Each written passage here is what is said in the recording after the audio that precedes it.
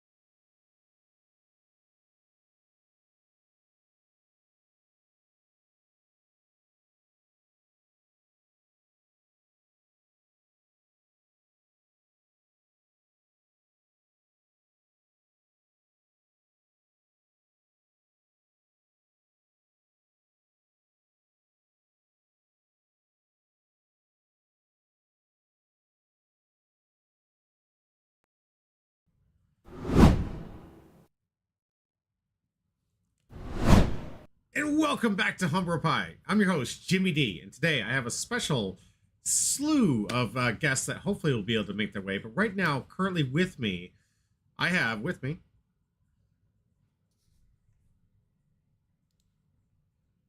Hoping you can hear me. You got to unmute yourself. Yeah, There we go. Midnight Witch. Midnight Witch in the house. Okay, we have so many other people coming in here potentially here. I don't know if the rest are going to make it. We had a crazy, crazy trip out to Bandai Card Fest this week. Left on Thursday afternoon, drove all the way through the night. Got there first thing Friday morning, right before the LCQ wait list even started, and got some breakfast that early morning. Came back last night at as soon as we finished up all the events here on Sunday, which we're going to tell you about all the events that we did, all the stuff we got.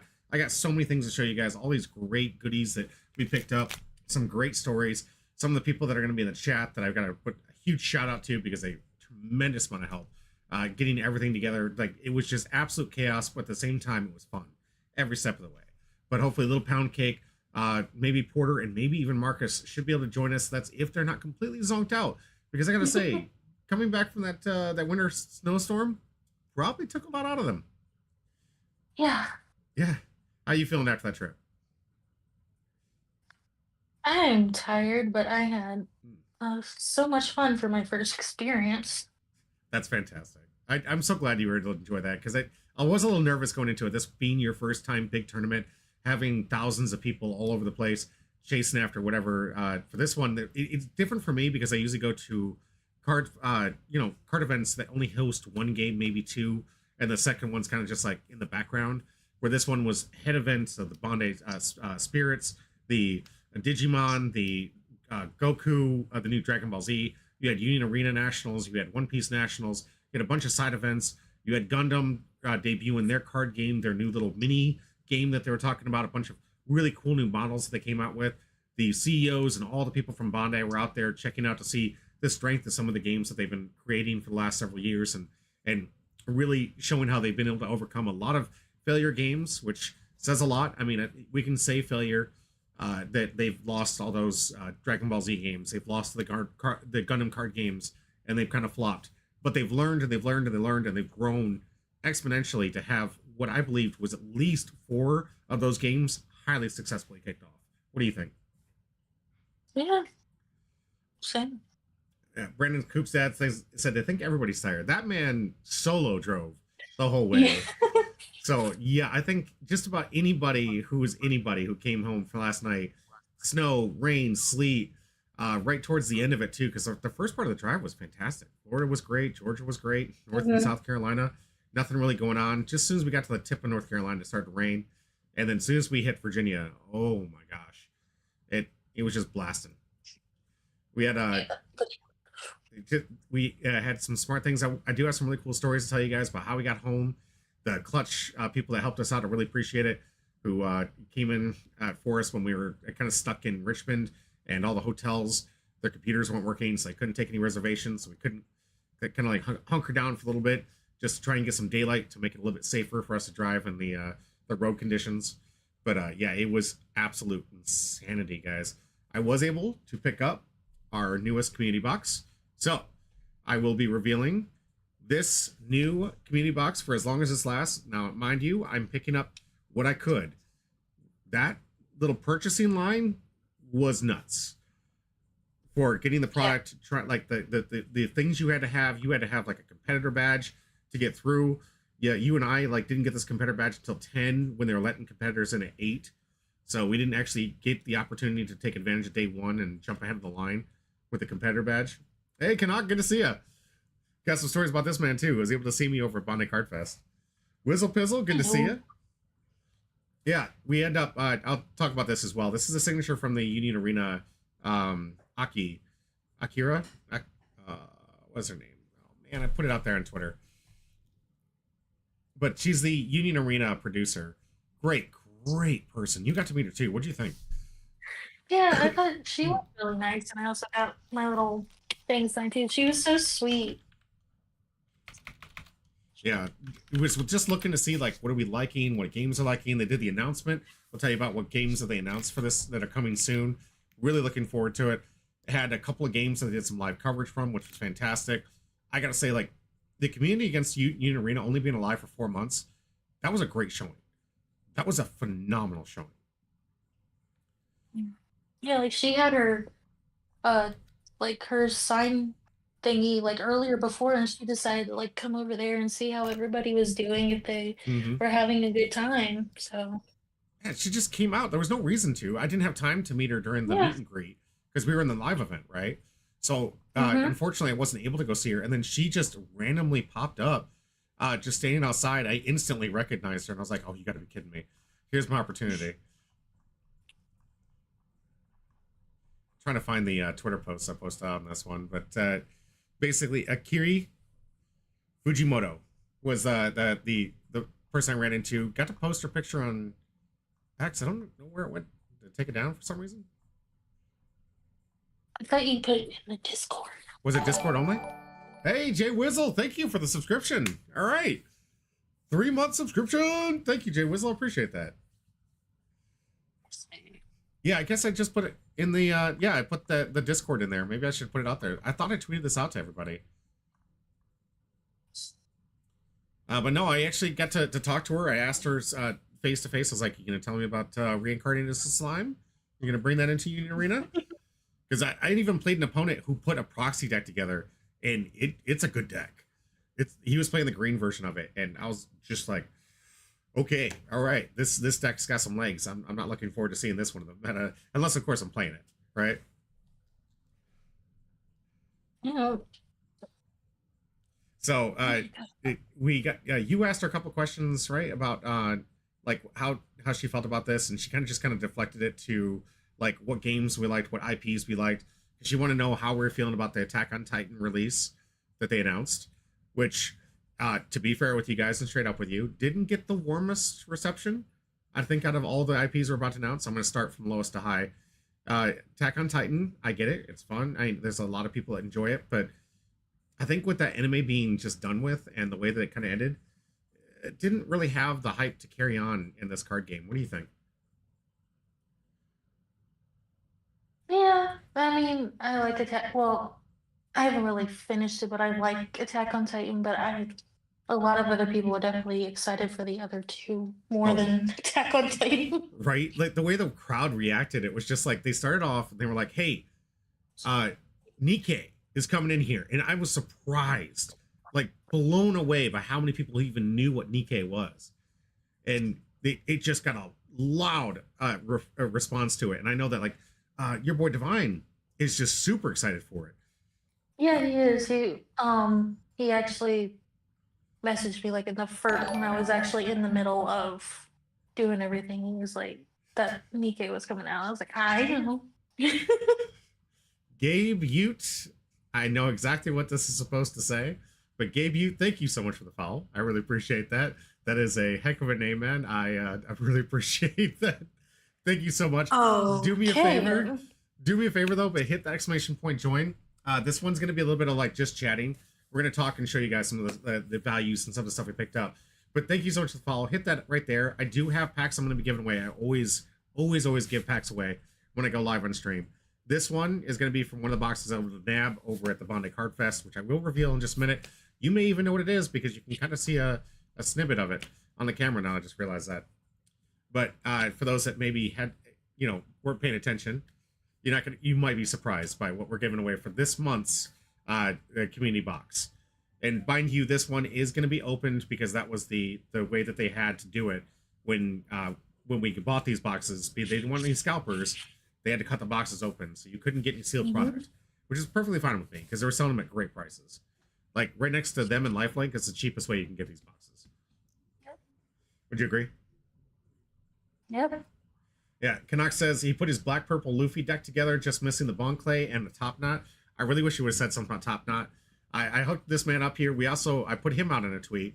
I was able to meet him at the hotel room, and we got a game in with my Red Shanks deck.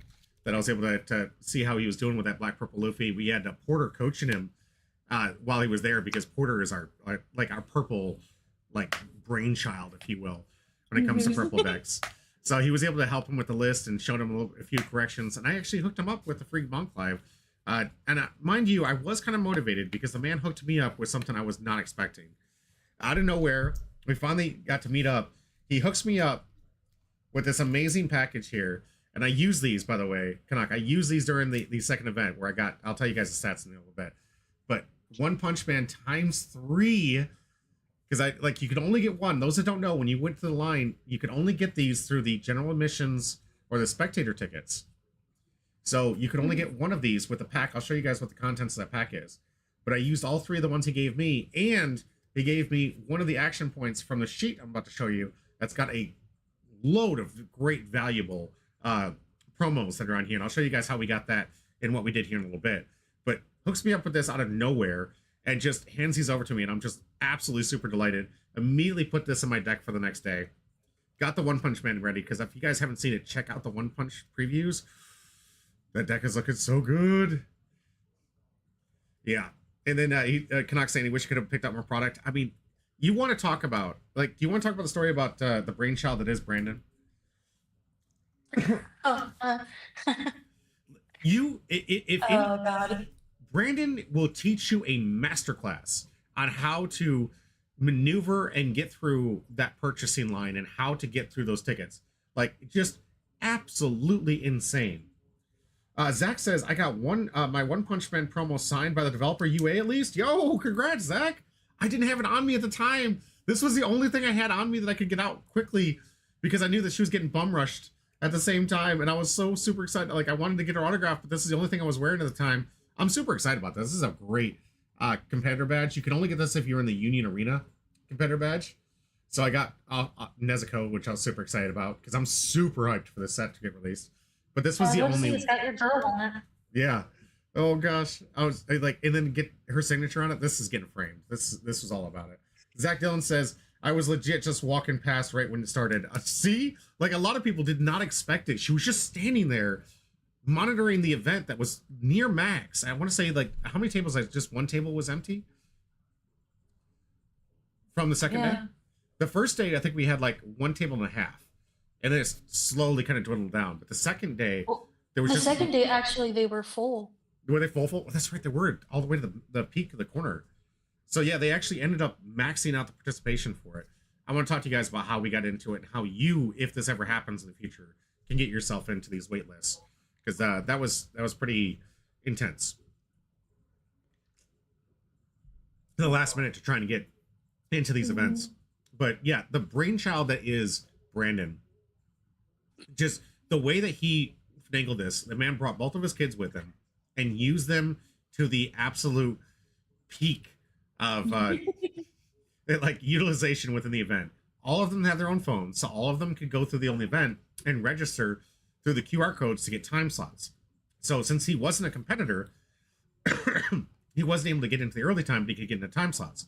He used all of his kids' phones to get different time slots, so he could get multiple trips through the line to get it, because everyone was limited to 2 boxes per of each set, and then there was like limited to some of the limited edition stuff I'm going to show you guys. So like they had, I got a lot of product up front I want to show you guys, like really cool stuff we picked up at that event. But he was just turboing through. Divine, yo, good to see you. And this man knew how to maximize his potential of being able to get through that line. Not only that, he found out that if you were patient enough and you had a time slot and you showed up early and you were waiting in line for that time slot to open up, sometimes if the line was empty enough, they would let you through and they wouldn't erase your time slot. So you could actually technically go through twice during that by using your time slot and then going through by waiting in line. So some of those people... Go ahead. I had a later time slot, and he's like, well, you can just use my phone, because he still had his. And I was like, oh, okay. So I took it up there, and she's like, what time is it? I was like, okay. And she was like, okay, go on through. And I was like, oh. Wow. Okay. Yeah. Just letting people through. Like, I only got to go through it one time because I set up for that 1 o'clock time slot. Yeah, Canuck says, make them kids work. So next time I'll bring them all of his. You should. You should. If you've got the money for the product, absolutely bring your kids with them and bring their own cell phones, because they all work as individual people, and they all worked for like those the little scavenger hunt things that you got for some of those promos. And I'll show you guys how we did that and what we had to do to get those. Like, it, not only that, like Brandon next level realized that the 12th site for the scavenger hunt was being very, very sneaky and like limited for when it was willing to show up. And then Brandon just came out of nowhere and he just like took a picture of it and was able to get everybody that site 12 that we were hunting down left and right to make sure we could finish the scavenger hunt. Just had it on his phone so we could all get it right from there. Yeah, incredibly smart man.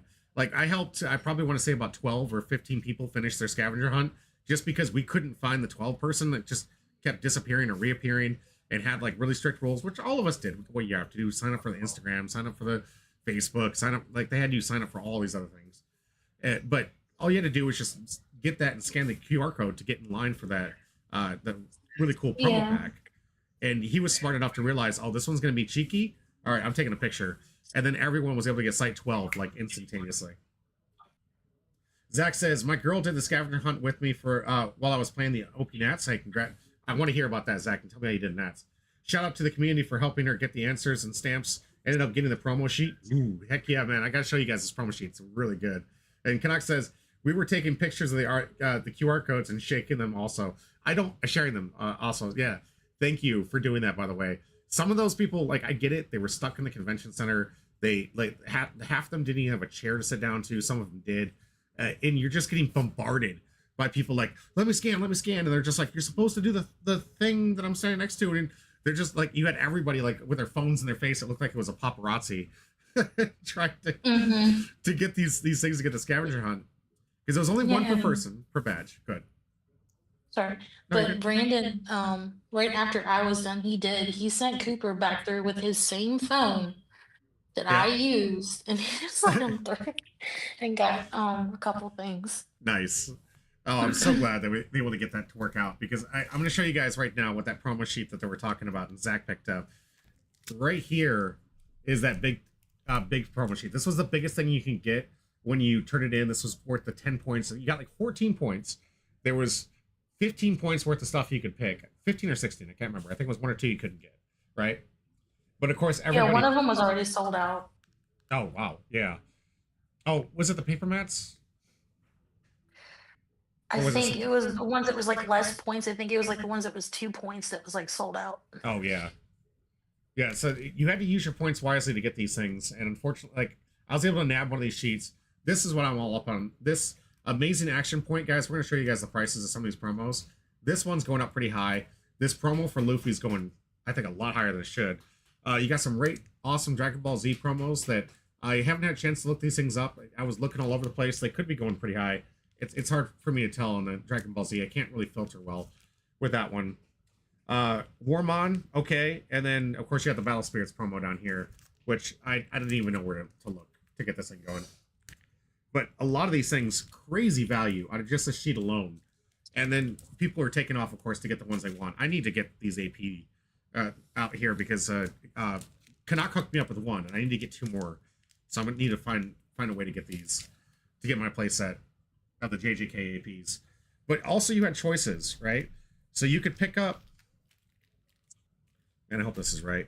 So you could pick up like a Gundam sticker. I never picked up the sticker. Did you pick up a sticker? Yeah, that was yeah. That makes sense, actually, because you have a sticker collection. Yeah, Zach says, yeah, the paper mats sold out instantly. Yeah, I figured as much. I think that's what it was those little paper mats. Canuck says, aren't they the same ones in the starter decks? They are, but they're foil. So that's the difference. Like, you had to have gotten that rare foil pack with the starter deck. So you had to get like 1 in 200. You got 3 APs foil, but it's extremely rare to get those things. And Divine says, should I go biking? Biking? Where does he want to go biking to? Biking over to the house?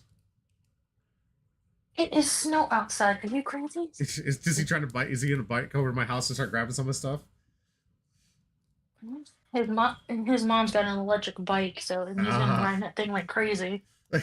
He's threatening me. Yeah, I'm glad I only need 3 as well. Like, these things are super hard to get unless you've got the like, you could get through the lines and do what some of the other guys did, like Brandon, who had 3 kids or 2 kids, so he was able to get all 3 of his.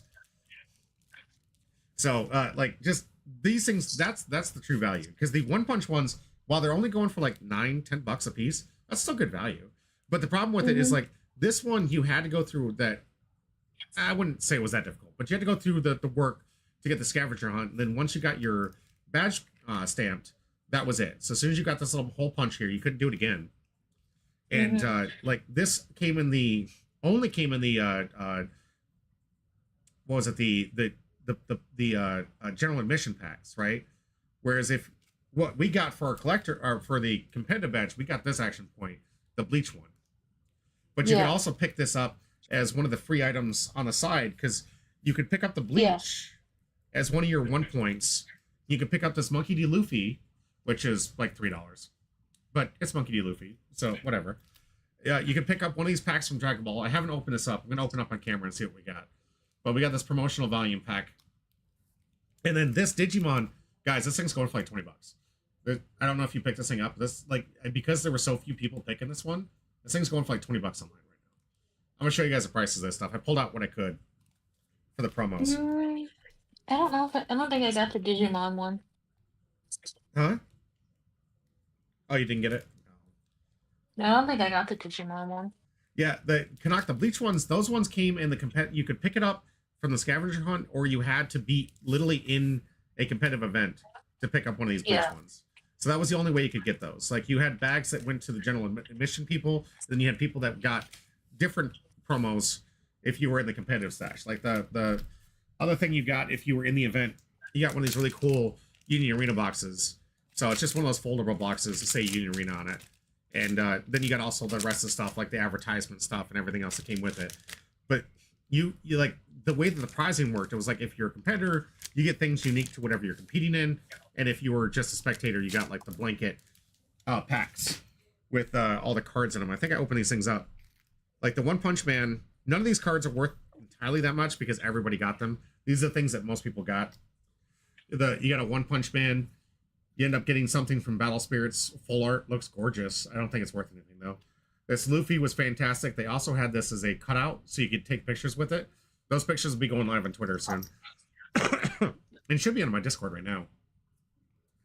You had this one. I thought this was gonna be something hype, but no, it's like $2. Digimon Liberator, which is funnily enough also a name of a set for Digimon. And this Bandai Goku, I couldn't find this thing. I think it's like $1. They gave us competitor goodie bags then by accident. Oh, they gave you a competitor goodie bag? Oh, congrats, man. Yeah, got lucky with that. Either that or they were just getting too confused with it, because there was staff there that understood what you were supposed to get, then there was staff that was helping, and you could definitely tell the difference from the people that were just there to kind of like help process things and from the people that actually understood the Bandai product.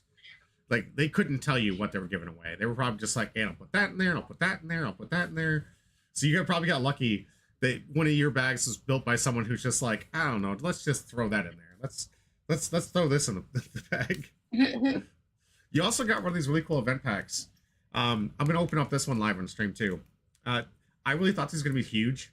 I thought these were gonna be like the next wave of awesome cards. So it's like, oh my gosh, we got into the event. We're gonna have like these special promo cards for participating in the Union Arena event, and this is just the same thing you get the struggle battles right now. So at Lifelink Games, I've completed my play set of all the non-gold, but then I have, you're good girl. I was able to pull these two from the event. This is gold, Suzaku and Toshiro. Like, the hardest one I think honestly is Gon. It's the hardest one to pull in gold, because I've only ever gotten one, and I had to trade for that. Canuck says, I'm sure they will be willing to give them to you also. All right. Like, I'd love to see if I can get some more Bleach ones. The Bleach ones are phenomenal. I had a friend that wanted to get one of these when I came back. And I think I got 3. But with yours in the mail, I'll have 4, so I can give this one away. Canuck said he was going to send me one. So I really appreciate that, man. That'll give me my 3rd copy, so I'll have my play set of these. You can have my JJK action point if you want, because I don't play it. Yeah. Well, before you do that, find out what this sheet's going for. I don't know what this whole thing's going for. So if you want to try to make your money back, or maybe you just want to take the Luffy out of it. Because is there anything else here? I think the Dragon Ball wants to go to Divine, right? I don't know. Okay. Well, we'll find out what he wanted. So, yeah, that... You got the Bleach ones. Oh, okay, cool. Yeah, you also got... I can't remember where we got this one. The promo Monkey D. Luffy, I think this one came in the Spectre badge, right? Which Monkey D. Luffy one? This is the Gear 4th vanilla 10 drop. They do these promos all the time with different art, but this was the exclusive for the Bandai Fed. Yeah, everyone got this one. This one, the Spectator. This one actually goes. Yeah, everybody got this. Yeah. So, in that one, I'm gonna go to show you guys some of these prices I'm talking about right now. But let's see, the Bleach token, around $13. It dropped significantly from 36. I'm not surprised. This was that FOMO, fear market pricing here, where you can see like they initially were like $36, and then no, not enough. And this is actually from the initial event that they held, I think in Texas, right? Was it October? So this is what I think this is the one they gave away in Texas. And that's why it dropped down, because it was in October. But it's still holding pretty strong with $13. Yeah. This action point from the sheet, also $13. And this one's on the climb. This one's actually stating that it's really around $20 in value. And it's just been ever climbing. It had a dip here, and it looks like in November, but looks like, yeah, a lot of people after the JJK, which kind of makes sense. I got to tell you guys what happened in the Union Arena breakdown. Then we had One Punch Man. This is the one that everybody got. It's like $6. It's not bad. You had the Monkey D. Luffy promo. This one I'm holding right here. I don't believe this price at all. This market value is saying it's at $45. Jeez. Started off in October at $130. Yeah. I don't know if this will be the last time they hand these things out at this art.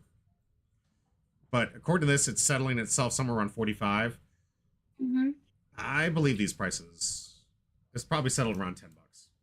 It's still not bad. I mean, $10 for a card you got literally for free. You didn't even have to pay for entry for these things. Yeah. Like the other Monkey D. Luffy card, I think was like $2.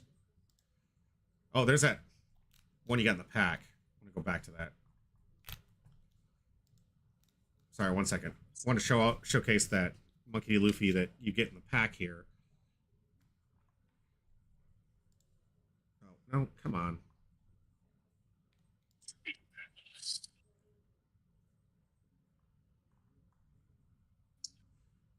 Yeah, this one Bandai Card Fest. To go outside. This one going for like $14 to $19. Everyone got one of these, guys. This was in that little promo pack that came in the general entry pack. Oh yeah. So it's settling pretty well at a good price here. It's just a vanilla too. 7-drop 9K vanilla. Great in Sanji. Canuck got 2. Ooh, congrats, man. That's a huge win. Nice. The Luffy's, yeah, I got 2 packs. I got 2 too. Let's see. I want to see if that promo from the sheet was on here too. I want to say it was. Looking for the treasure rare one here that you got in the sheet.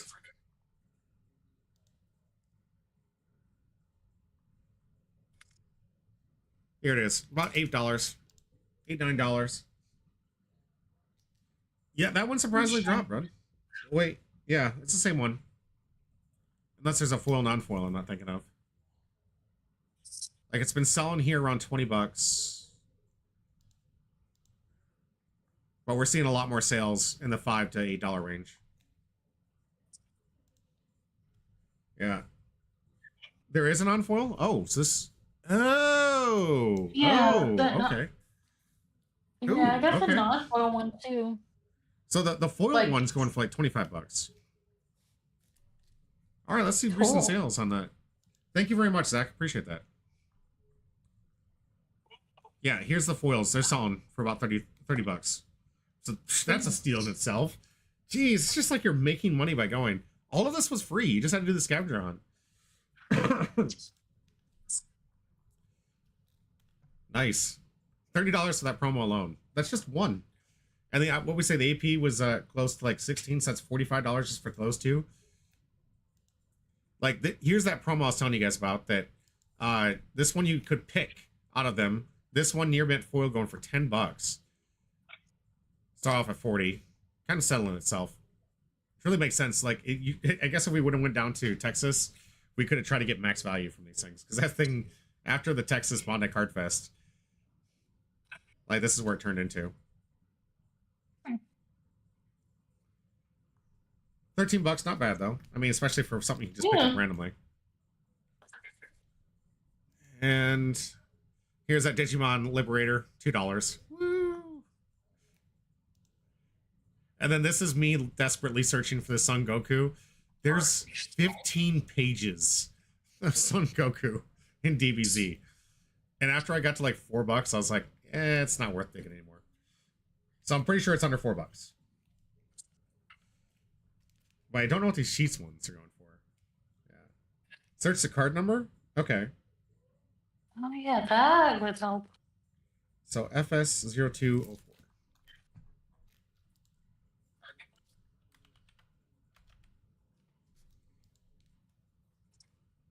Ooh, 14 cents. Woo! High dollar. God break Son Goku. Let's look up this one. That's funny.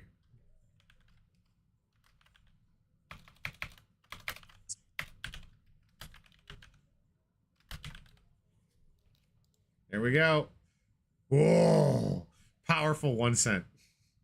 With shipping $1.27. Just getting this to you is worth more than the card itself. DBZ cards aren't worth much. I agree. I hear you. But at the same time, like, look at some of these Son Gokus that I found on the top page here. There's some worth thousands of dollars. Like, look at this price. $999, $1,800, $2,000.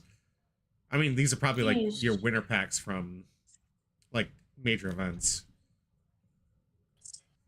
But there Wonder are what the- very rare, expensive ones here.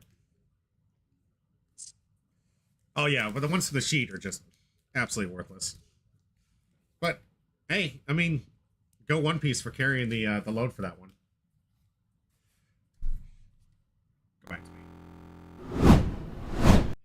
Where's my Kakarot card? Kakarot. I don't see a Kakarot out there. Did you? I mean, we do have a pack to open. You guys want to see if we pull Kakarot? We have Dragon Ball Z promo. I mean, I know Kakarot's name is Son Goku, but let's see what we got of this pack here. I never opened it while I was there. Just trying to mess with you. Okay. I know the difference. I watched Dragon Ball Z too. One of the Digimon one sheet is worth 10 to 20. Oh, wow. Okay. Interesting. A little Wormmon. It's worth 10 to 20 bucks. That's not bad. All right, let's find out what we got of this promo pack here. Looks like there's 2 cards inside. Maybe the other one's like a... Okay, that one's got like a digital version of the card game. Here we go. I got Awakening the Super Saiyan. I don't know if this is worth anything. FP005. I got Broly for mine. Did you get Broly? Nice. Mm-hmm.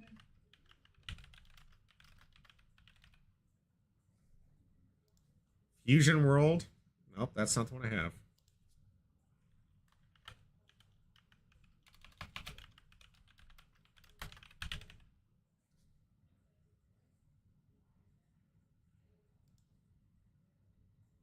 Yo, $2. Bro, I'm going to the bank today. I'm going to the bank. That's huge. Look at this, $2. Woo! Got a nice little promo code with it too. Congrats, man! I got $2. I want to see the Broly. Do you have the FP number on the Broly? 003.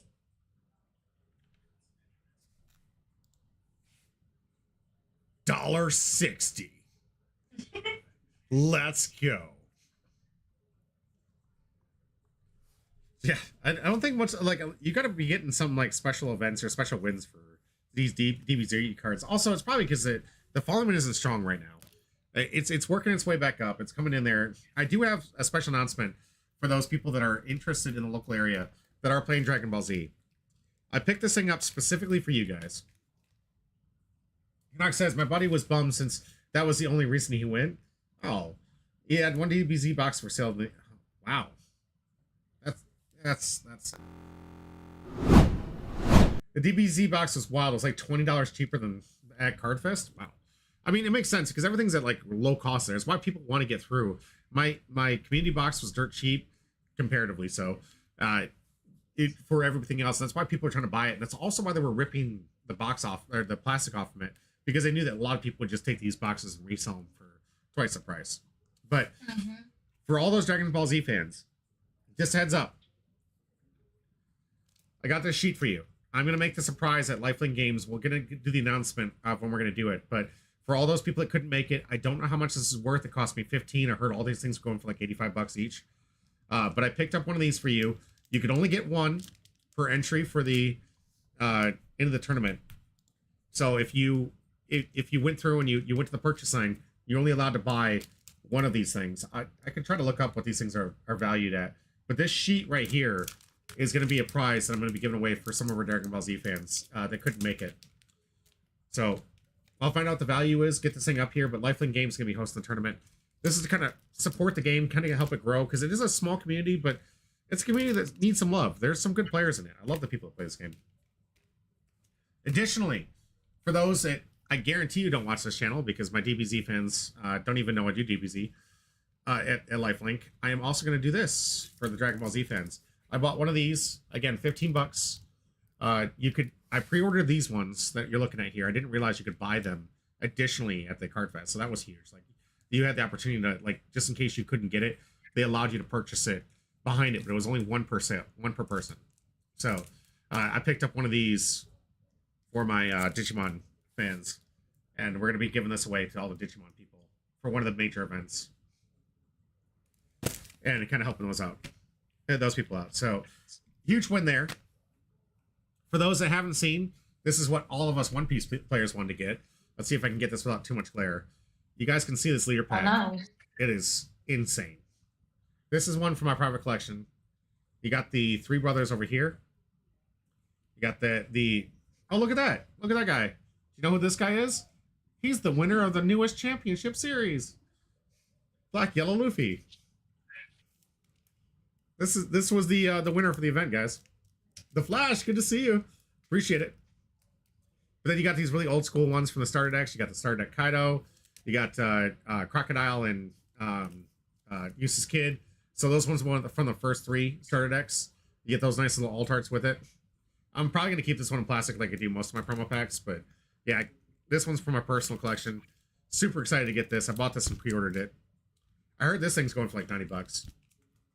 The 1B cards are actually worth more separate. Really? Okay.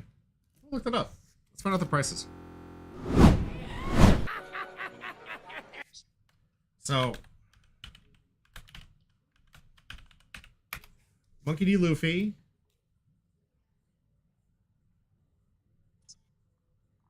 Leader. Price them out yesterday. Do you know the difference? So here's that. Oh, wow. $33 just for that one Luffy here. Yeah, Sabo. I recently just got all my three brothers alternate art layers together. Search premium leader. Okay, they all come up. Okay. Thank you. Appreciate it, Canuck. All this for 15 bucks.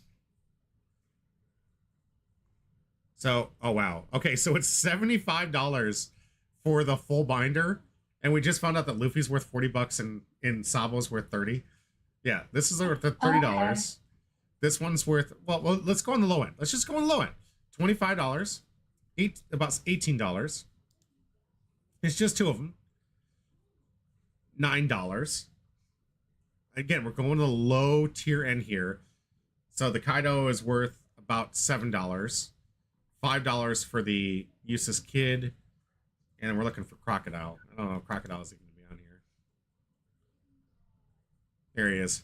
At a whopping $3. Yeah, Zach, big plus. I wish I ordered those when I could. Yeah, remember though, you can only get one. So were you able to get through the line to get at least one through the order line, or were you just too backed up, Zach?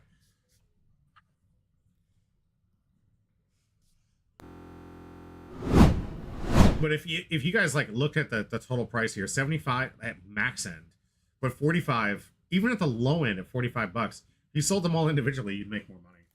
And some of these things you shouldn't sleep on, guys. Some of these old leaders starting to make a comeback. If Kaido ever ends up being a deck, I know like my friend Marcus has been trying to make this a deck.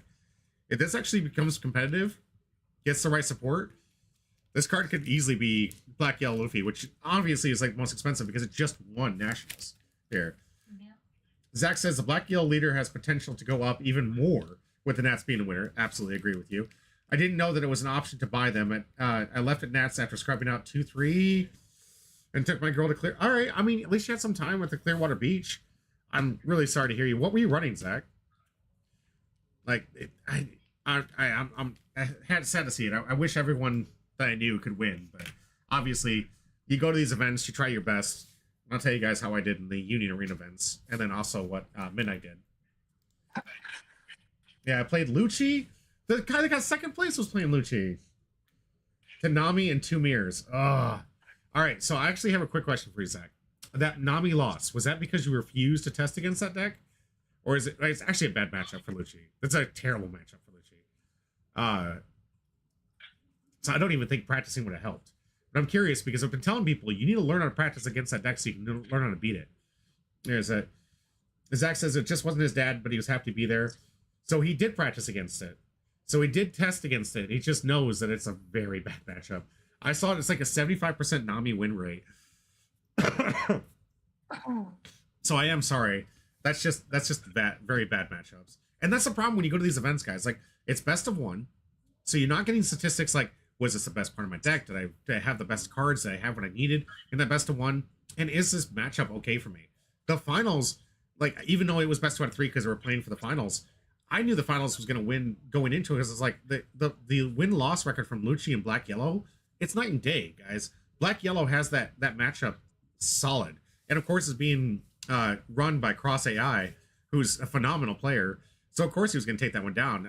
No fault to the Lucci guy. The guy did a great job getting all the way up there. But his final match, if it would have been anything else, I'm sure he probably could have made it more of a fight. But it was more of a one-sided fist fight because that matchup with Lucci versus Black Yellow Luffy, it's one-sided all the way. Canuck says, next time I go to St. Peter's Beach, less tourists. Oh, okay. Yeah, some good advice there. I legit don't test against Tsunami. Ah. I misread that. Sorry, Zach. So that's playtest against that deck. I don't know if it'll help you in that 25% chance of winning. Playtest against it. I know nobody likes to play it. I know nobody likes to get, like, it's so boring. It has a weird victory. Win.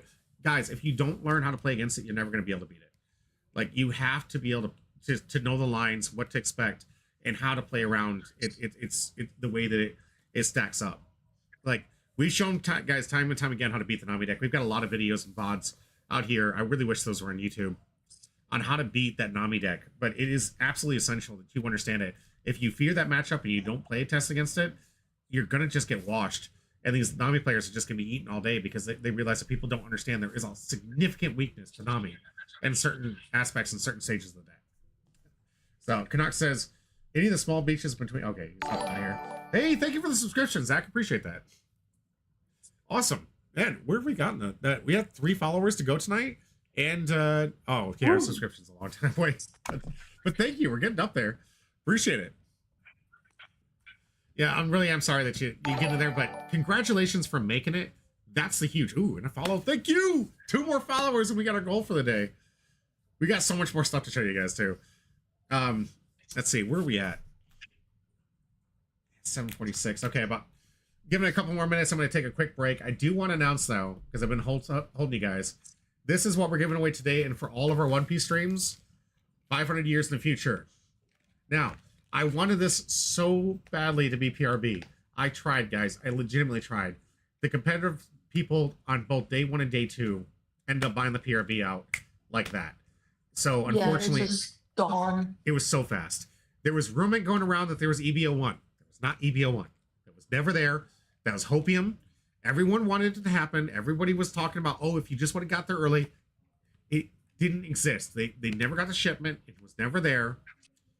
Like, all of us These wanted are not to. the cards you were looking for. Yes. PRB was the fastest selling out set, obviously, because of what it was. And I wanted so desperately to get it to you guys.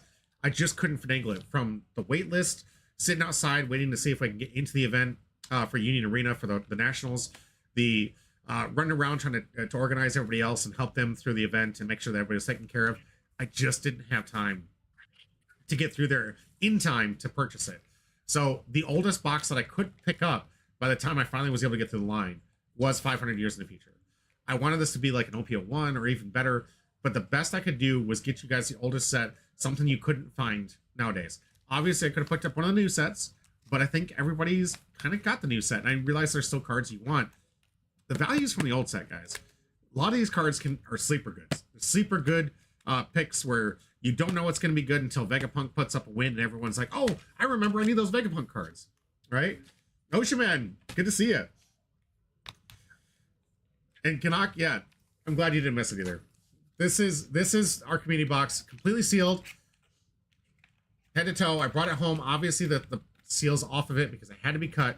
But this is our next month's community box. So we're gonna get and see what polls are come out of this, and hopefully one of you guys can take home the manga out of here. That would be insane. I've been telling everybody throughout the weekend that my first manga poll is gonna be one I give away to somebody. Guaranteed on this, because I give more away than I actually open. So we'll find out, like, if you guys can get it. I hope so. I don't have anyone to pick from it, but we're giving out 2 of these packs tonight. Canuck says Purple Blocker Sanji would use another one. Oh yeah, the Purple Blocker Sanji as well. There you go. And the manga is in the box. I will it. Oh gosh, Canuck. Yeah, that'd be cool. You have no idea how much I want the manga to go out to one of you guys. It is not just clippable for me. It's something I can put on every single social media. And I promise you, everyone who sees whoever it is, it might be you, Kanaka, it might be Zach or any of you, Silver, that take home that prize of that amazing manga, and everyone's gonna be like, he was just giving that away. Yes, I literally am trying to do that. That's why I do community boxes. Every pack goes to you. No sealing, no mapping, no trying to take the hits out. Every single card goes to you at home. Canuck says, I just want to be there when it's pulled. I don't care who gets it. Same, man. Richie Luffy, what up? And thank you for hitting the exclamation point join. Divine Lotus says, I don't know when Demon Slayer comes out. Bro, when Demon Slayer comes out, I'm going to be broke. It's in 2 weeks. It's in 2 weeks. Yeah, they got all your girl and all those old arts. They gave another alt art to Nezuko. They had to make it 3. Why? Why'd you have to make it 3? I was already chasing 2. Now I got to chase 3. And I'm probably going to be playing with it. So I got to chase like 3 of each. There's a 4 of each. It's 4 of each. Now I got to get 4 of each. Mm-hmm. And it's going to be like 2 star and 1 stars. And I'm going to be so broke. I'm so broke.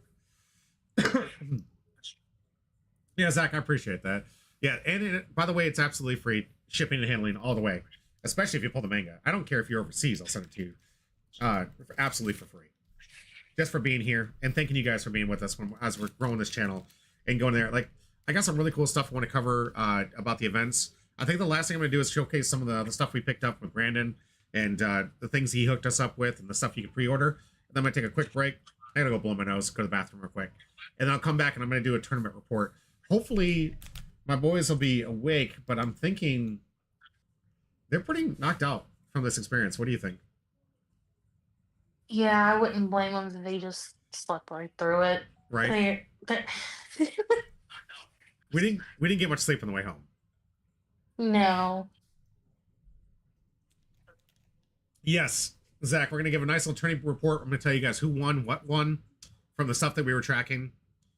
I'm gonna show you case all the stuff that some lessons learned, and then we're gonna finish it off with how Bandai could fix some things and realize that any criticism that we give to Bandai isn't because we're upset with Bandai. It's because we love the game and we think it can do better. So we are going to get into a pretty heavy Bandai. If you could fix these things, the game would be that much better. Please fix these things. But it's coming straight from people who absolutely love these games and want to see them become the biggest card games in existence. And these are the things that we believe you're missing to become that next level that you want to be. And I don't know if Bandai will ever actually pay attention to this video, but we're going to give a full turning report and critique on what we saw and things that they can do to improve it. Stuff that I've learned from a lot of my experiences hosting a lot of big events and things that I've been going to a lot of big events, things that they can fix that would make this infinitely better for all players. And then hopefully teach you guys something. So if you guys go to your next Bandai Card Fest, here's some sneaky ways to maximize your attendance there and maximize your ability while you're there. But yeah, let's go. The last few things I'm going to show is the packs. I'm going to take a quick break. More free tables. That's definitely one of them, Canuck. Zach says, I just got home from a 13-hour drive to Kentucky. I feel you, bro. We went all the way up to Virginia from so we drove up through that little snowstorm. It took us 14 hours to get to Richmond, and then an additional 3 hours this morning to finally get home after that. We waited for daylight. Yes, Divine, I know. The English exclusive 3-star. Thank you for reminding me that they put a new promo for her. Yeah, but safe. I understand how to drive in the winter. I knew we'd be all right. It was rough. I think that's exactly why people aren't here. I know that like as soon as I got home, I was helping my brother like clean up the driveway. I know that a little pound cake had to clean up his driveway as soon as he got home. I'm sure Porter had to do the same thing, and I wouldn't put it past it that Marcus had to do the same thing when he got home. So a lot of us probably just absolutely zonked out from having cleaned it out. But before we go on a quick break and then go through the tournament report, these are the things we're able to pick up that we may be giving away as promos or maybe giving away to you guys. We'll find out. Hey, my #1 fan's on the mic. So yeah, he's sitting in the lab. Kaido sleeves right here. I think these are Marcus's, actually. Aren't these Marcus's? Yeah, Kanak, I'm really sorry you didn't get to meet him either. He was all over the place. That man was running side events like crazy. Picked up some of these one-piece sleeves. Hey, buddy. Mama. So, hey, Mama. Hey. Mama. He can't hear me, but how's it going, little buddy? No, I got my headphones. James says hi. Hi. Bill brought them back for me from Japan. Oh, congrats, man. Yeah, these will be turned into Don packs. I think I'm going to open this one up and put them in like 10 card sleeves and start giving these away as nice little Don packs. Then you have the Monkey D. Leafy. I'm going to hang on this one personally. This is a beautiful Gear 4th pack here. Then we have these ones I'm going to turn into AP packs and get these things out. This is JJK. A lot of people like to sleeve these things up. I'm not a fan of the way that these sleeves shuffle. You have to get over sleeves to make these things work. But they're great arts. Beautiful art. It's just that gloss. I'm not doing it for me. You can turn them into AP packs, though. Do some really cool stuff. Bleach. Union Arena. These, again, I'll turn into AP packs. Canuck says, I just sleeved my black Luffy deck with Gear 5 sleeves. Or your black purple. Okay, so. Seriously, Canuck. Get the oversleeves. They're matte back. I'm going to show you this real quick. I don't like condoning buying from Amazon, but if your local game store doesn't have these, pick them up. They're not that expensive. Yeah, you need these.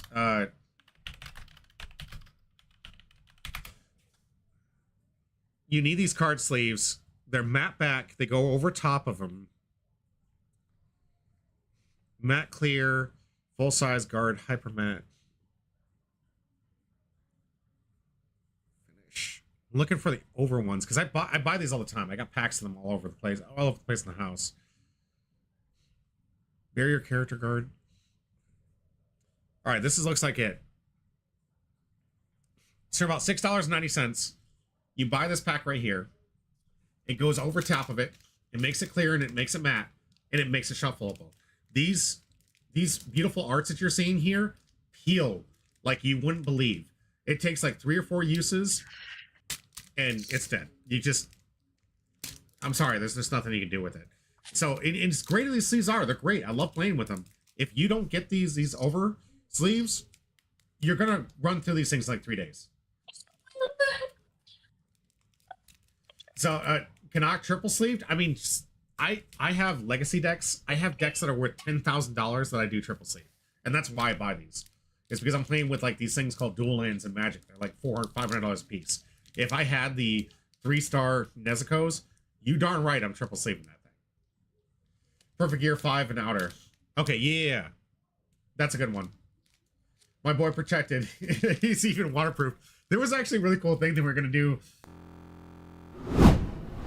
I really, really, really wanted to go into the hot tub that we had there, but we were supposed to pick up plastic sleeves, and we were going to do a quick video of a hot tub stream for the camera, where we put every single card into its individual wrapped bag, and just played the card game over the pool, and just had people looking at us like, what you doing? Just playing card games in the pool. Yeah, I just said to do it on my TikTok. Yeah. I was this close to making that happen. Just to see what it looked like with the floating like Ziploc bags of like a deck and like, can you cut my deck? Oh no, my deck fell over.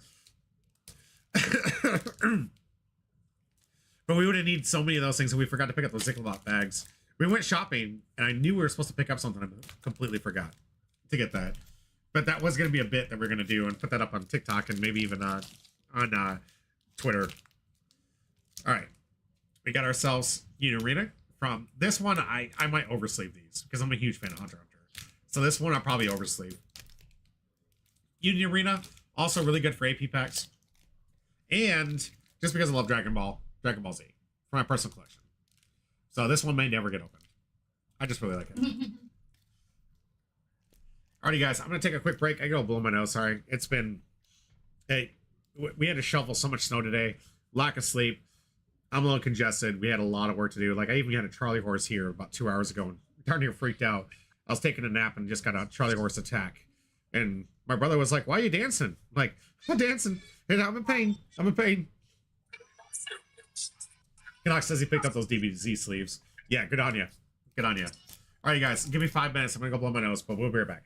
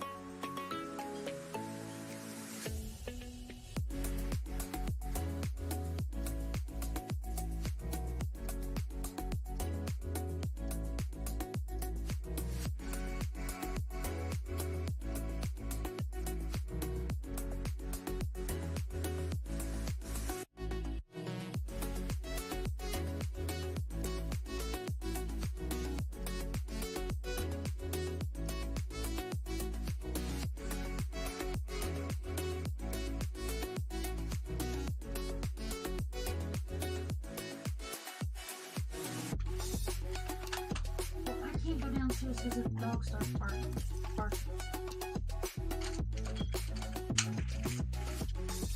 It's not safe.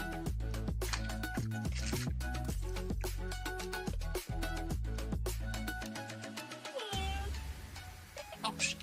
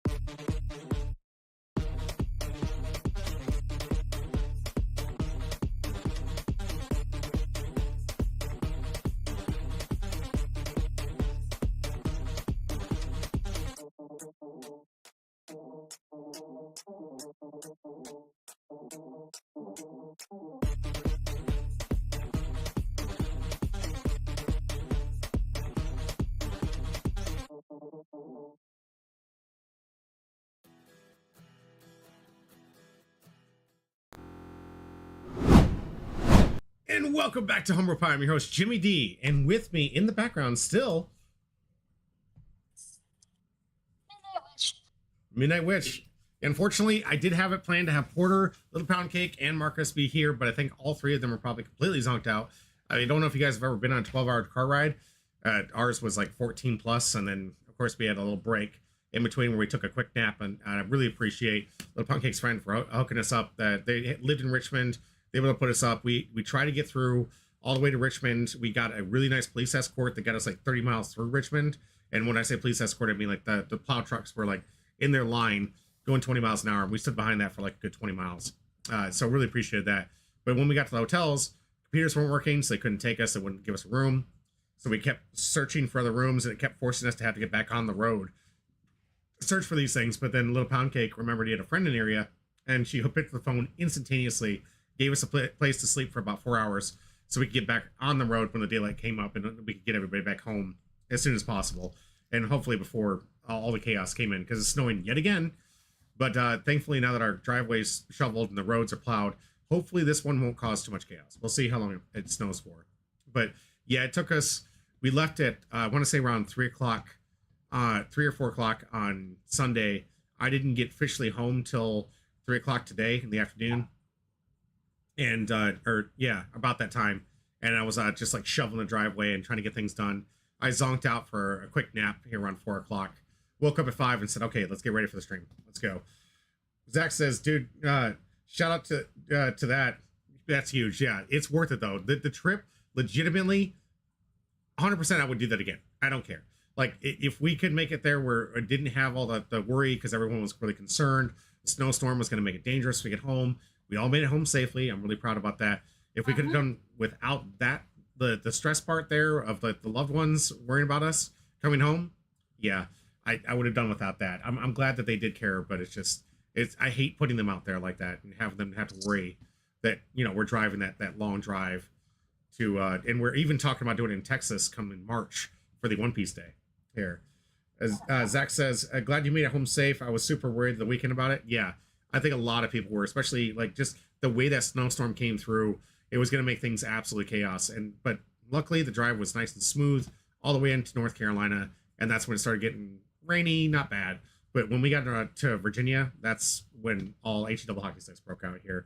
Canuck says, I miss the snow, but Virginia, Virginia snows. It's not, honestly, I've been born and raised up in the north, guys, so I know what snow is. I know how to get through it. We used to have to go to school even if my car was buried in the stuff, so I know how to get through that stuff. I know what it looks like. Virginia does have a panic moment, and the biggest concern is not necessarily that the snow wasn't that bad comparatively to what you get in the north. What's concerning is that there are other people that don't know how to drive in the snow. There's other people, like, you should have seen the people in that police caravan we had. They were trying to cause an accident. I was getting so upset with some of the people that kept swerving and not staying in their lane to try and keep those paths open and keep the tread going in those areas. And we're really ruining the tread we were making, the long caravan of cars that were waiting behind the plow trucks. But there's a lot of people that don't know how to do it, and they get impatient and they cause accidents. And we saw enough of that going through. We saw a lot of cars on the side of the road, a lot of people that didn't make it home. Yeah. Probably had to get their friend to come pick them up. So hopefully they're safe and sound. But yeah, that's the biggest danger. It's not necessarily just how bad it was, because as far as snow goes, it was a pain to move. It was like 6 inches packed down hard. It was heavy. It took a lot of work to get the thing done. My brother did 90% of the work. That man's beat the crap up. But yeah, it was there. It wasn't like life-threatening snowstorm. You're barricaded out. You got nowhere to go. So Canuck says, wait a second, what's One Piece Day? So this coming March, they announced it during the Bandai Card Fest. One Piece Day for the first time is coming to North America. Oh, I know, I'm super excited too, Kai. Yeah, so One Piece card, what this is, it's always been done only in Japan. And this is a One Piece Day. This means not just the card game, it means the anime, the manga, the video games, all of it. Everything One Piece. Everything. The food, all the stuff, like I'm sure there's going to be the voice actors. You're going to have a lot of the music, and the artists might be there. But the first time ever, they're going to host it in North America, in Texas, Dallas, Texas, March, is it 25th, 26th? I think I might be wrong about the dates, but One Piece I can't Day. remember. Go ahead. I can't remember what day. Yeah, I will have to look it up there. You can look it up look up One Piece Day. It should be on the Bandai site, or maybe maybe not even on Bandai, because Bandai is just really hosting the card games. We're talking about something that this is just One Piece. There will be stuff there for the card game. There will be stuff there for the manga readers and the anime watchers and the movie watchers and if it has been in some kind of medium, it's there for One Piece, and they're gonna celebrate it. It's gonna be a huge weekend ordeal, and we're gonna try and fly, or I'm gonna try and drive, because personally I like driving over flying. It's a 17-hour drive, but to me it's worth it. We'll see if we can get the logistics down and get everybody there, but we hope to be there for One Piece Day coming up this March. I want to say it's the 25th. You got to get there. Tickets on sale yet? That is a good question. You know what? Let's find out together. Yeah, I'm trying to look myself.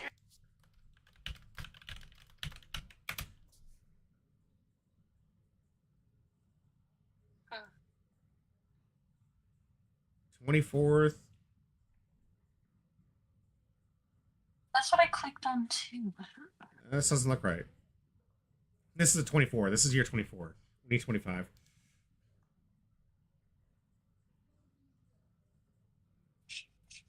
Eighth and 9th. So here's the big news. One Piece Day is headed to America the March 8th and 9th. It's in Dallas, Texas. Highlights everything. This is also the first official ever, seriously, ever, that we've received in America for this. It's usually only in Japan. You usually have to pay for a ton for tickets to get out to this thing. And tickets go on sale the 12th, 9 a.m. It is currently the 6th. You got 6 days, brother. On the tickets go on sale the 10th. This says 12th.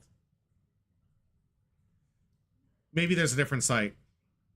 It says the 12th right here.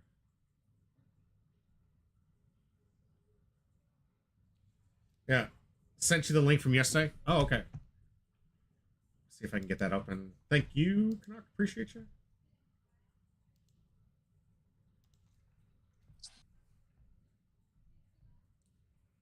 Oh, yeah, this one says the 10th. And this one is one day ago. And the other one was... When was this? 1 day ago. So somebody's lying. That one looks like it was photoshopped over.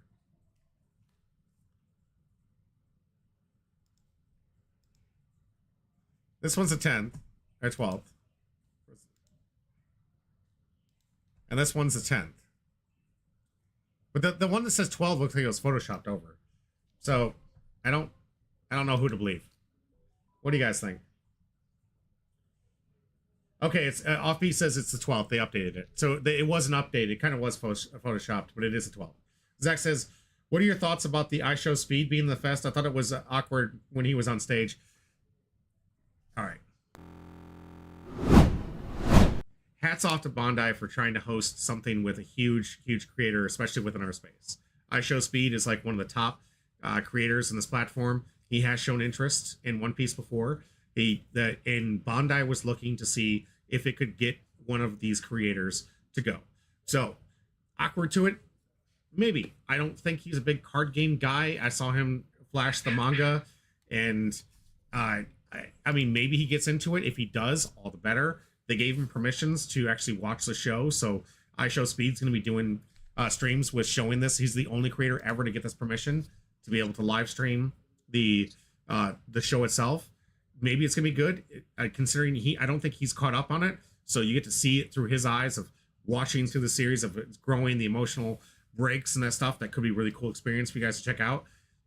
I'm personally not a fan of that kind of content. To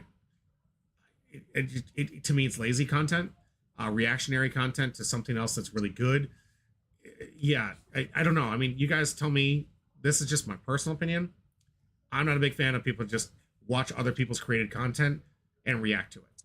There are some good creators out there. Don't get me wrong. Asmongold does a great job. He has some great commentary. He's got some great notes. He makes it worth it because he adds great context to it. If you can find a creator who can do the reactionary stuff, but actually add something to context instead of what I see so much on this platform. Oh, what? No, it's gonna. Okay. Whoa. Oh, like, what? I'll just let me watch the show. Like, I don't need that. Here, it's like Zach says. I appreciate the people that he will bring to the scene. 100%. Yeah, 100%. He can bring in, and I think that there's a great opportunity. The greatest thing that they did with that, and here's where the biggest shout out goes to Bandai for doing that. They recognize that the influencers on these platforms here have more sway than what you can find anywhere else. The people are trusting. They've got a good following. He's mostly stayed away from a lot of drama, so they picked a really good one. So they didn't get some guy that's trying to sell you crypto, or some guy that's trying to sell you some bad sales, or trying to like hook you into these really bad habits. So I really appreciate that they did pick a creator that doesn't. He's crazy. He does some crazy stuff. I actually got to run into him. I didn't talk to him, but run into him and saw his little caravan, and I was like, oh, this is kind of cool. And good on him. Tops off. Like, I'm always gonna say hats off to creators, especially they're 80 million times bigger than me. So great on him. I hope that he does some good stuff for the coverage. I hope he brings in players.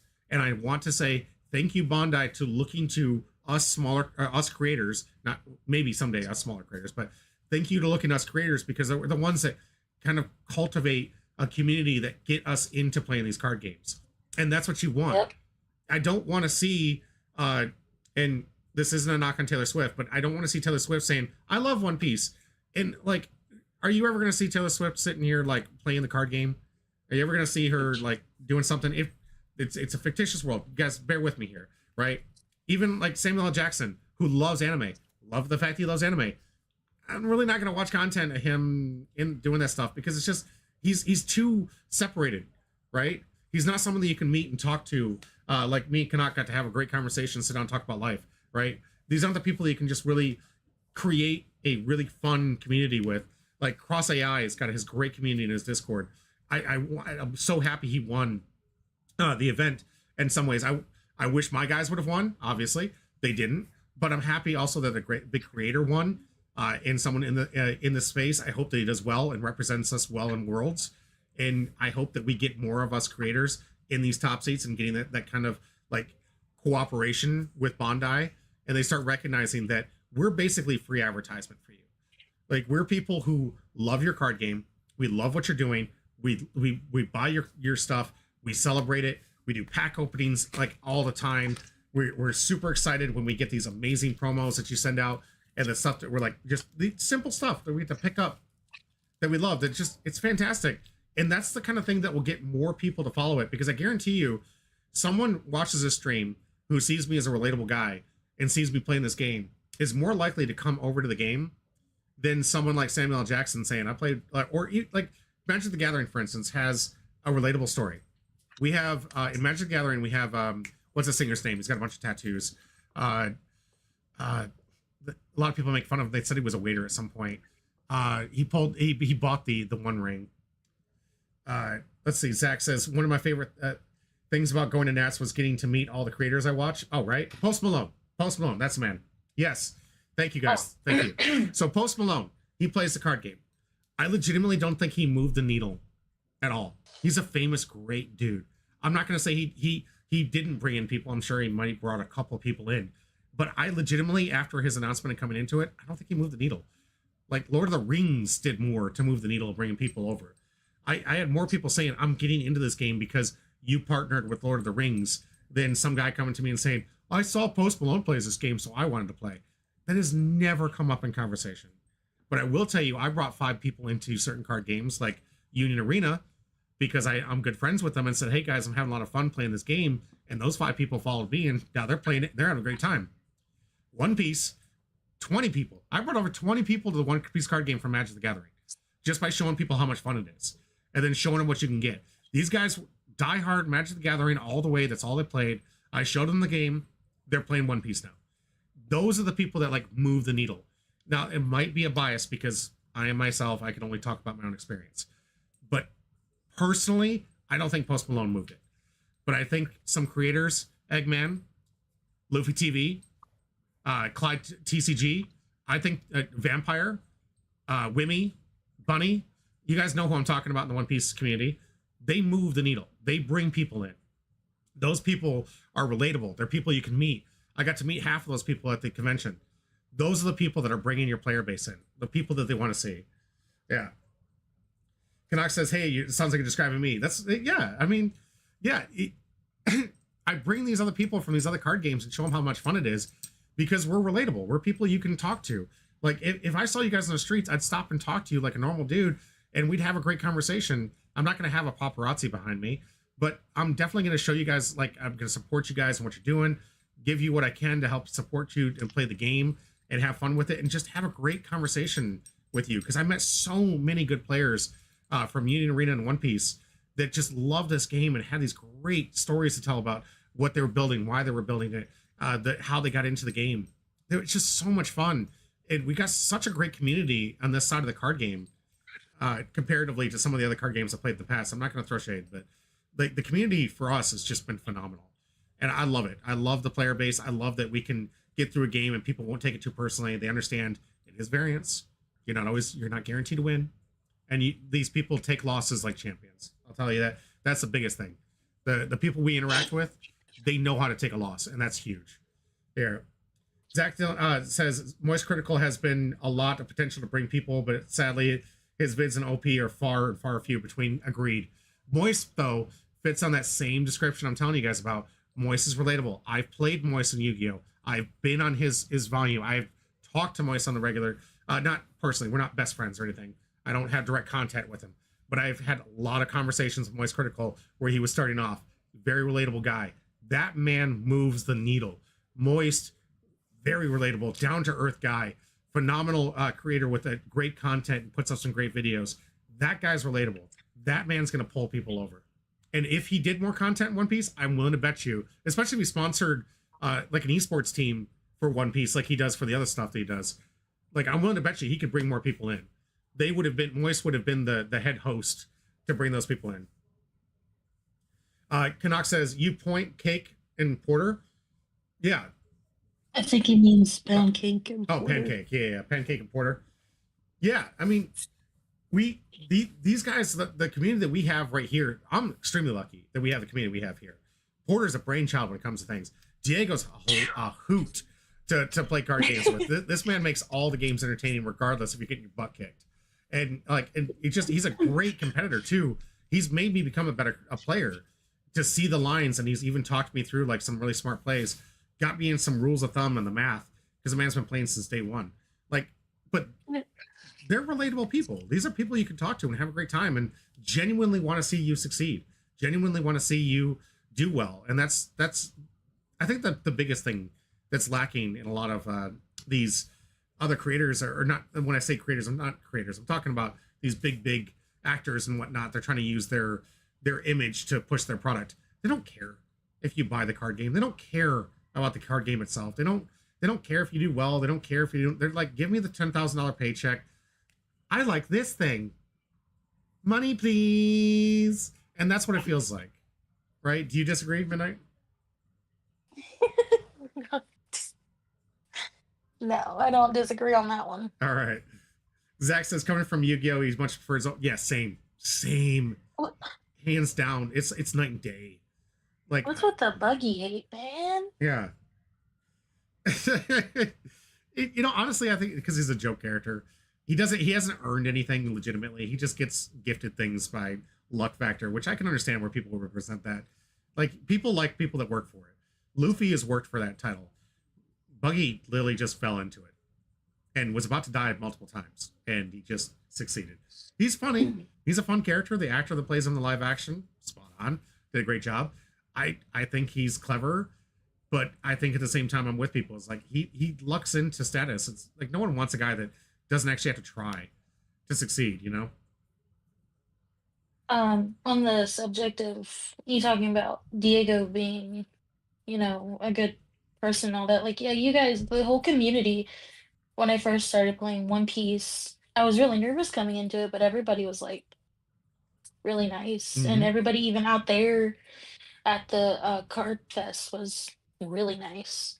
Let's talk about that, because you were in both the nationals from day one and day two, and you played out most of it. Like you played out the entire day one.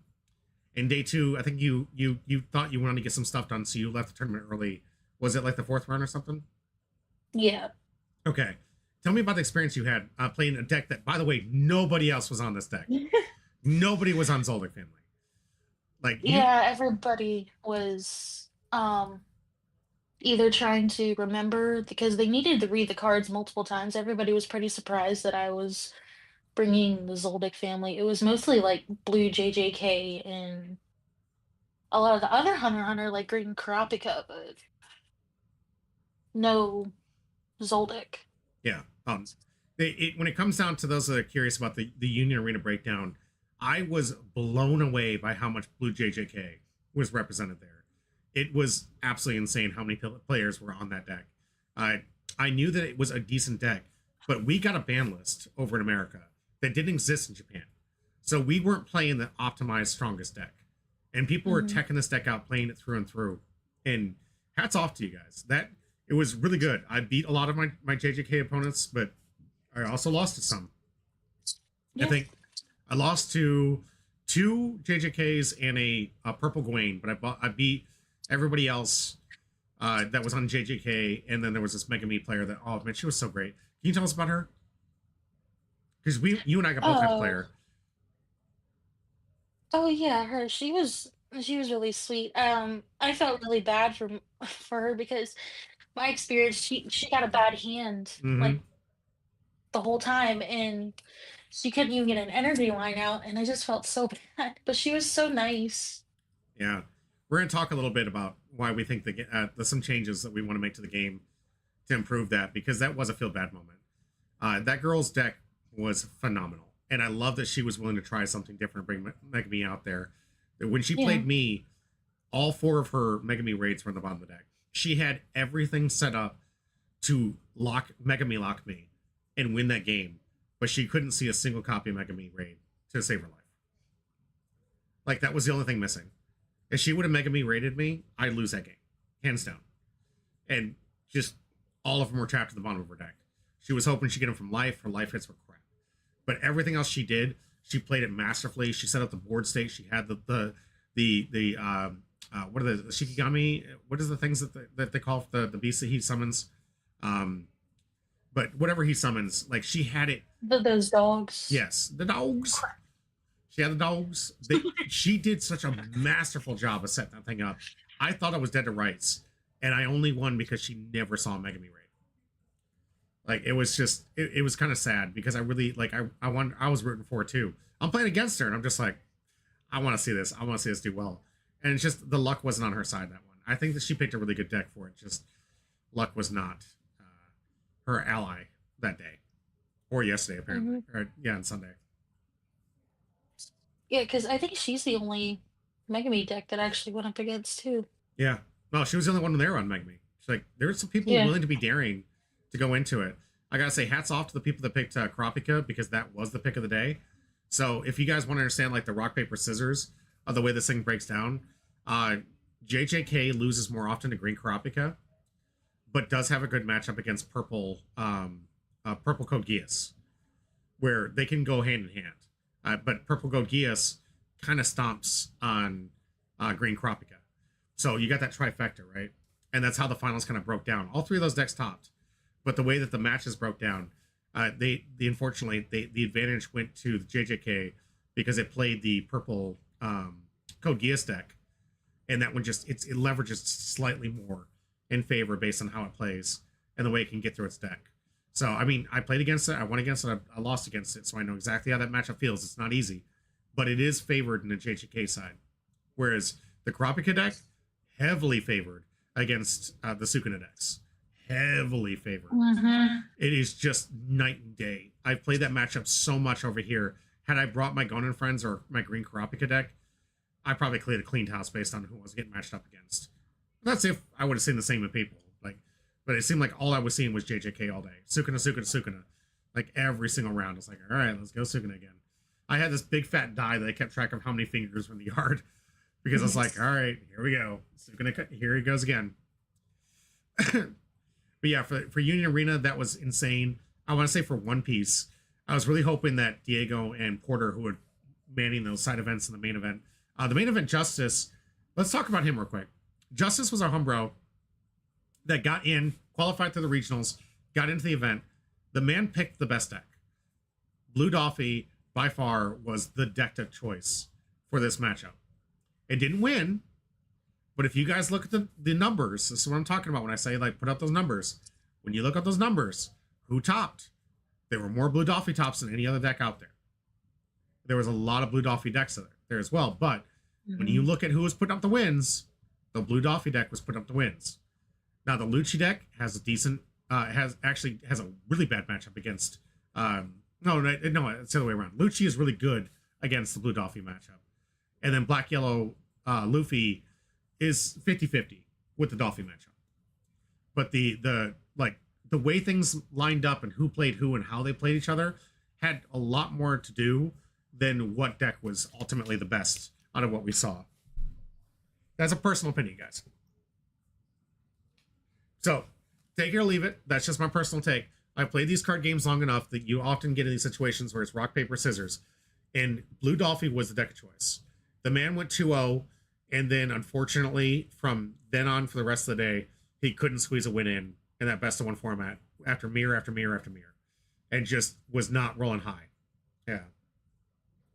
Yeah, Zach, you're right. It's all about the matchups you get on the lineup there. Like, you can't factor into these things when you're playing best of one.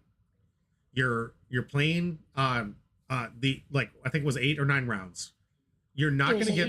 It was For 8. Union, it was 8. Yeah, Union was 8. I think it was 8 or 9 rounds for One Piece. When you look at those statistics, there's so much 9 rounds. There was 9 rounds. Thank you, Zach. Appreciate that. So 9 rounds into to One Piece. You're not going to get the numbers you need to really pull a true analysis of how well a deck does. You really want something where you have like 1,500 or more matchups to truly come up with good percentages of what that matchup feels like played raw. There's some great creators that use these breakdowns, especially on Twitter. I wish I had their name out of me, but I look at it all the time. I report on it when I see it. You've got people that break these things down with like 1,500 matches. Those are the ones you want to pay attention to. There's too many non-games. There's too many times when you don't see the right half of your deck, and there's too many times when literally you go into that lineup and your matchups are just god awful. And it's not because you were a bad player or you weren't prepared for these things. The matchup just was not in your line. And I don't know how Cross AI's matchup line went. I didn't see his breakdown. I don't know if he tweeted out like who he beat and who he lost to getting up to the top. But that says a lot, honestly, when you can look down what those matchups look like to see how he got there to the top. And hopefully that's what you want to see when you're in the championship. All things are equal, guys. Those people are at the top of their level. You qualified for regionals. You've shown you're the best of the best in your region. And you're going to nationals to represent America. Everything all equal. Everyone knows how to play the game. They understand the mechanics of it. They understand what they're doing. Now it's all luck of you seeing the right part of your deck and getting the best matchups. That's what it comes down to. Personally, obviously there's going to be a few people squeeze in. Outliers exist. I'm not saying, but I'm saying majority-wise, when you're in the nationals, everyone's playing at that same level. They have got the same skill level. They got the same capability. They're all equally good. And it comes down to it, who's the lucky one? Who's the one that got the perfect matchups? Who's the one that got to see the perfect part of their deck going to the top of the channel? Like, I think everyone has a chance to get these things if they're willing to take the time to get good at their deck and understand the mechanics of the game. Zach says, the only drama with Cross AI is about the top 16 match with Blackbeard. The Blackbeard player played so poorly, people were accusing him of throwing it. I don't think he threw it on purpose. Zach, I don't think he did either. I know what you're talking about. Blackbeard is a difficult deck. We told people going into this weekend that Blackbeard was, unless you've gotten hundreds, if not thousands of reps with that deck and understand how to play that deck against what's in the meta, you shouldn't bring it. That Blackbeard deck is extremely difficult to pilot, and it has different steps and phases that you need to do against certain matchups. There's certain things you can know when you're playing Purple Luffy. I don't need a discard against Purple Luffy.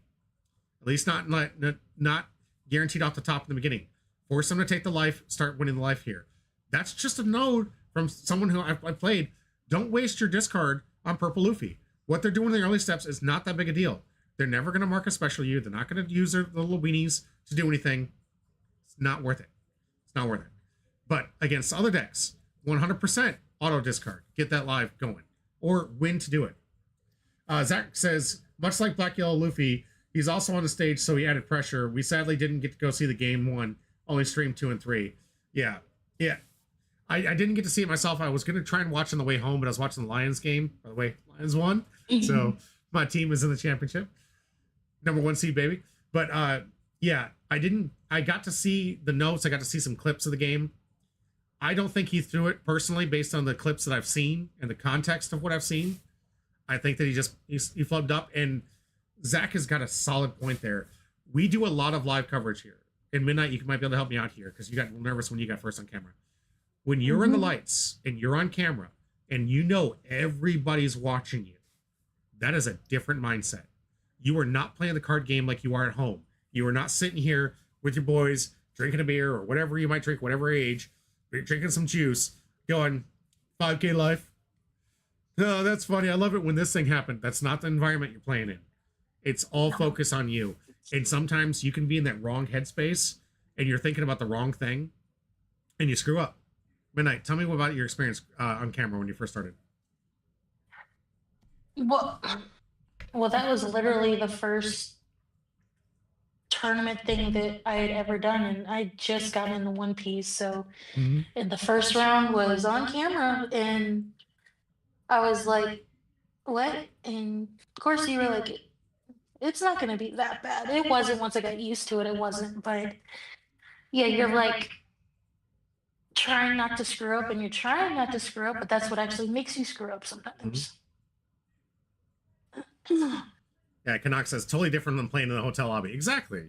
We're sitting back having fun. We're going to talk to each other. And Zach says, OMG, versus the time ever on cam. That's crazy. Yeah. The first time I ever got her to play the game, I put her immediately on camera to get her used to the probably the toughest experience. Because I knew that, like, go ahead. But now, since, it's with you guys, I'm used to that, so I can still, like, joke around with you guys. But this was the first time that I was kind of meeting everybody, so I was a little nervous. Yeah. But I'm not going to lie, I personally just wanted to throw the most difficult challenge at you first because I knew it would just be easy from there on out. Sometimes when you're trying to take on life's challenges, start with the hardest, the rest gets easier. And I knew that the way that we do the stream, it's a controlled room. So it's a controlled environment. And I knew you weren't going to have a bad time. And I knew that by covering you and putting you on camera and then having you watch yourself play, it would encourage you to keep going at it. Because I knew that I could give you the type of coverage that would show you, like, lessons learned, how to grow from this, and, praise you when you made great plays and give you the acknowledgement that you deserve for having that experience. And I think that, like, there was a little bit of that intention behind it. Whereas, like, I'm going to throw you to the wolves, if you will, but I knew it was a controlled environment, so I knew you weren't in danger. And I wasn't going to let you have, like, a miserable time or experience. Yeah. But I knew that was going to be probably the most challenging experience, was going to have to be on camera. And I like that we do this over Lifeline Games, where we get to host this, because I'm prepared and preparing a lot of my humbros for the eventual time when they're going to be on camera in the spotlight, and it's going to be a joke to them because they're like, dude, we do this every day. We've got the cameras, the lights in our face all the time. Like, I'm trying to grow them into that experience, because I know that in Magic the Gathering, that's where I started, and that was where the coverage was the biggest. That was a huge experience changer, and I noticed a lot of my players who were phenomenal at the game would lose games on camera all the time because they couldn't get themselves in the right headspace. They were just thinking, oh my God, I'm on camera. Oh my God, this is live. Oh my God, thousands of people are seeing this. Oh my God. Like, their head was just filled with that garbage and not play the card game. But now that my humbros have gotten that experience, I don't think about this stuff anymore. It's another day. It's just a different chair in a different room. Same game, same now, place. like, playing in that room, it's like, okay, I'm on camera. The only thing that you stress about is like, oh gosh, I got to take a picture of this deck list and send it to whoever afterwards. Gotta get that deck list out there. Yeah. It's like, Canuck, yeah, he lives 45 minutes away from his closest. I do feel for you. I hope that the more that we kind of like bring people over. I have this secret desire of trying to change people's mindsets about card games, much like we did in anime back in the day. I grew up in a time where you could not be open about anime. You could not be open about loving anime. You were a weirdo. You get ostracized by the community if you admitted it. Now, everybody watches anime. So I secretly, personally believe that going forward, we're going to get to a point where card games are the most socially acceptable hobby for people. And I secretly believe so because a lot of games are going away from owning your own product. And the one thing that you have when you're playing card games, you get to keep your product. You get to keep the value. So while other forms of gaming and video games are going into digital copies and like never owning your game and then reselling you the same game you already bought and doing these little like very, in my opinion, bad like pricing strategies, card games, I get to keep the cardboard and I get to keep the value. And in a pinch, do you mind if I bring up the story about your guys' car situation and how you guys are able to get out of it? Yeah, sure. Okay, so I've seen this happen 1,000 times, and this is why I'm so thankful that we have this card game. They had a wonderful manga Zorro that they needed to fix their car, and they had to trade it in to get cash for it, and immediately were able to get their car fixed. Those that don't know, over 50% of America are one car problem away from bankruptcy. This card game saved you from bankruptcy. I'm not going to say that like whatever investment or whatever someone wants to go and you could have done this, could have done that. Yeah, and I could have won the lottery. Listen, some investments are not guaranteed. The fact that you were able to take this cardboard and turn it into something that saved you from absolute destruction and where you were able to get your car fixed is huge. And there's not very many things out there that you can play or do as a hobby and say, life's getting rough. I just had this unfortunate thing happen. I've seen people with medical bills. I've seen people with some gross, just really bad things happen to them, and they were able to sell the cardboard to get themselves out of the hole. And it's sad to see that they had to lose their collection, but I'm so happy they had something to get them out of that hole. So Canuck says, I need to start. Releasing half the game and charging you for the other half with downloadable content that should have been included in the initial purchase. Yeah, Canuck, yes, 100%. That's what I'm talking about, guys. Like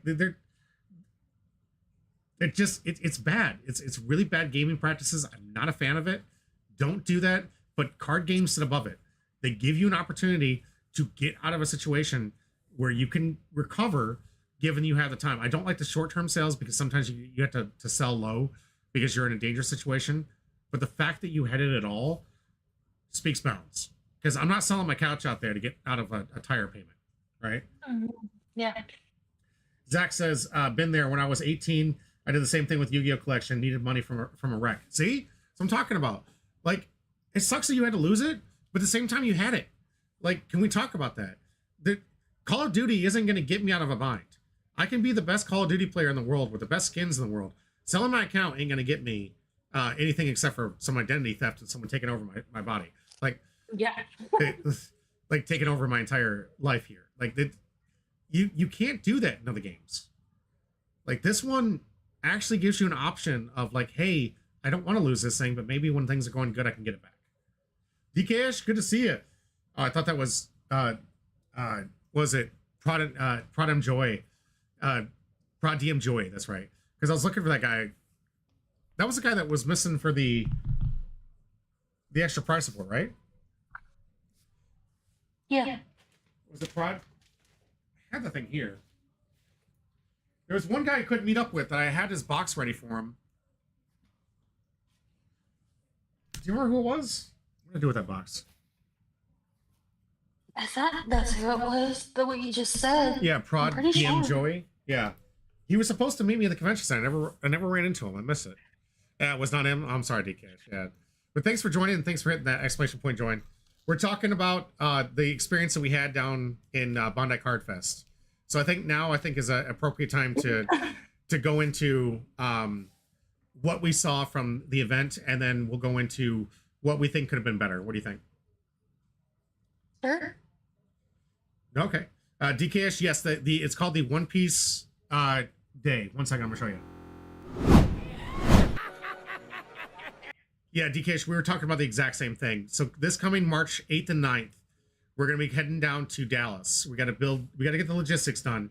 But these tickets go on sale on the 12th. They did an update. So here's a nice little photoshopped over coverage from the 12th January here.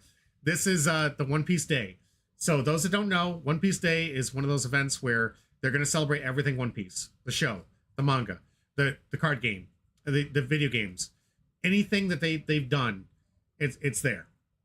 And this is going to be the first time they've held it in America. If you wanted to experience this day, you had to go all the way to Japan. We're finally getting a day in America, and it's going to be in Dallas this coming March 8th and 9th. Yeah, it is going to be an amazing event. No one has ever experienced here in the US before. Those that have seen it in Japan, I've only seen the videos. I'm blown away at what they do. They go all out. We're talking Luffy food, Luffy drinks. They're doing screenings. You got the voice actors. You've got some of the artists there. You've got people who are part of the card game and major players within the card space. You've got people who are part of like the movie, and they're going to do pre-showings, and they'll probably reveal like an upcoming movie or something, a clip from it. They're going to do a large announcements that there's going to be on stage. There's going to be a lot of community gatherings, and there's going to be likely concerts. Don't say like I said it was going to happen. I'm saying from what I've seen in Japan that there's a likelihood that it comes here to America. So I need to caveat that. There's a likelihood that we will see these things because there's not a lot of details out on it.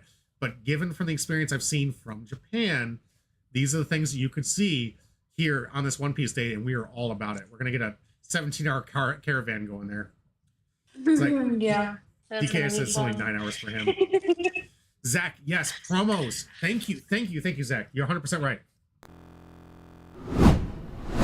If you thought the promos were wild for the Bandai Card Fest, the promos for this thing are going to be insane.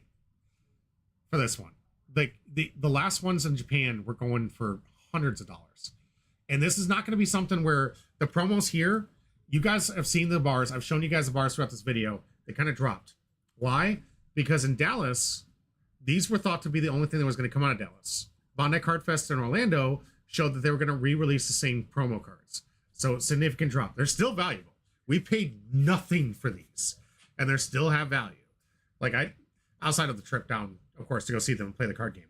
But outside of that, I didn't pay for these. These just were given to me for going to the event. And they're like, we were talking about the little the scavenger hunt and everything else. These sheets are going for hundreds of dollars. The promos are going for hundreds of dollars. These little things you could pick up for $15 are going for hundreds of dollars, or over $100. Like these promos, these things you picked up here, like everything you get from them just skyrockets in value. And unlike what we had over at Bandai Card Fest, where it was all the same stuff that you could have got at the previous one in Dallas, One Piece Day, that's a special day. That is one and done. So what you get on that day, that's it. Those promos locked to that day. Zach says, I thought it was insane. They didn't charge anything for the special badges. They could have easily put 10 or 20. That's what I was thinking myself. Like, you could have charged me $20. I'd have paid you $20. Like, I would have easily, like, without question, thrown $20 at them. The fact they made it free was insane to me. And that's where I want to get into, like, the tournament report. Like, there's a lot of things they could have done differently to make this thing better. And that goes along with, like, you ready? Yeah. All right. Here we go, guys. It's going to be kind of a gripe fest, but remember, we're doing this because we love the card game. We want to see it better. Judges for this program were extremely limited. Personnel running the events for side events and even the main events were extremely limited. They didn't have enough people. They had a lot of people in the sales staff. They had a lot of people working in the sales rooms for you're buying your Gundams and you're buying your stuff. When it came to judges, when it came to staff running the prize collection, when it came to staff running the events, it was skeleton bones of people running this event. Those poor judges, hats off to you. Seriously, I'm so sorry you had to deal with so many of the most egregious and annoying people, let alone some things you could not control yourself. I'm sorry people took their anger out on you. I'm sorry, but hearts out to you for sticking with it. Those very few judges we had for our events, phenomenal people. We need more. We need more. Those events were never fired on time. They were constantly mismanaged because you just had too many just people trying to work through the chaos. You had hundreds of people that 3 judges were supposed to keep track of. That's not satisfactory. That's not okay. And if you want to talk to me about finances and we couldn't afford it, Zach and the rest of us just talked. You could have charged us $10 to $20 a person. You could have paid for 100 judges. Easily. Just with the amount of people they had there. There were thousands of people down that event. You could have made a fortune on these good bags. A fortune. And you could have paid for the judges that we so desperately needed for these events. Those guys were extremely overworked, and I don't even think they were paid enough. They had like the way that the side events worked, like you could only get in one. They had these amazing prizes where if you got 250 points, and on paper, if you won 4 events at 126 people, and somehow were able to get into both of them on day 1 and 2, you could have feasibly got the $250 sheet. The way that event was there, it was impossible. If you didn't have a group trying for it, absolutely impossible. Not to mention, remember what I just said, you had to win all 4 events to get the tickets to that 250.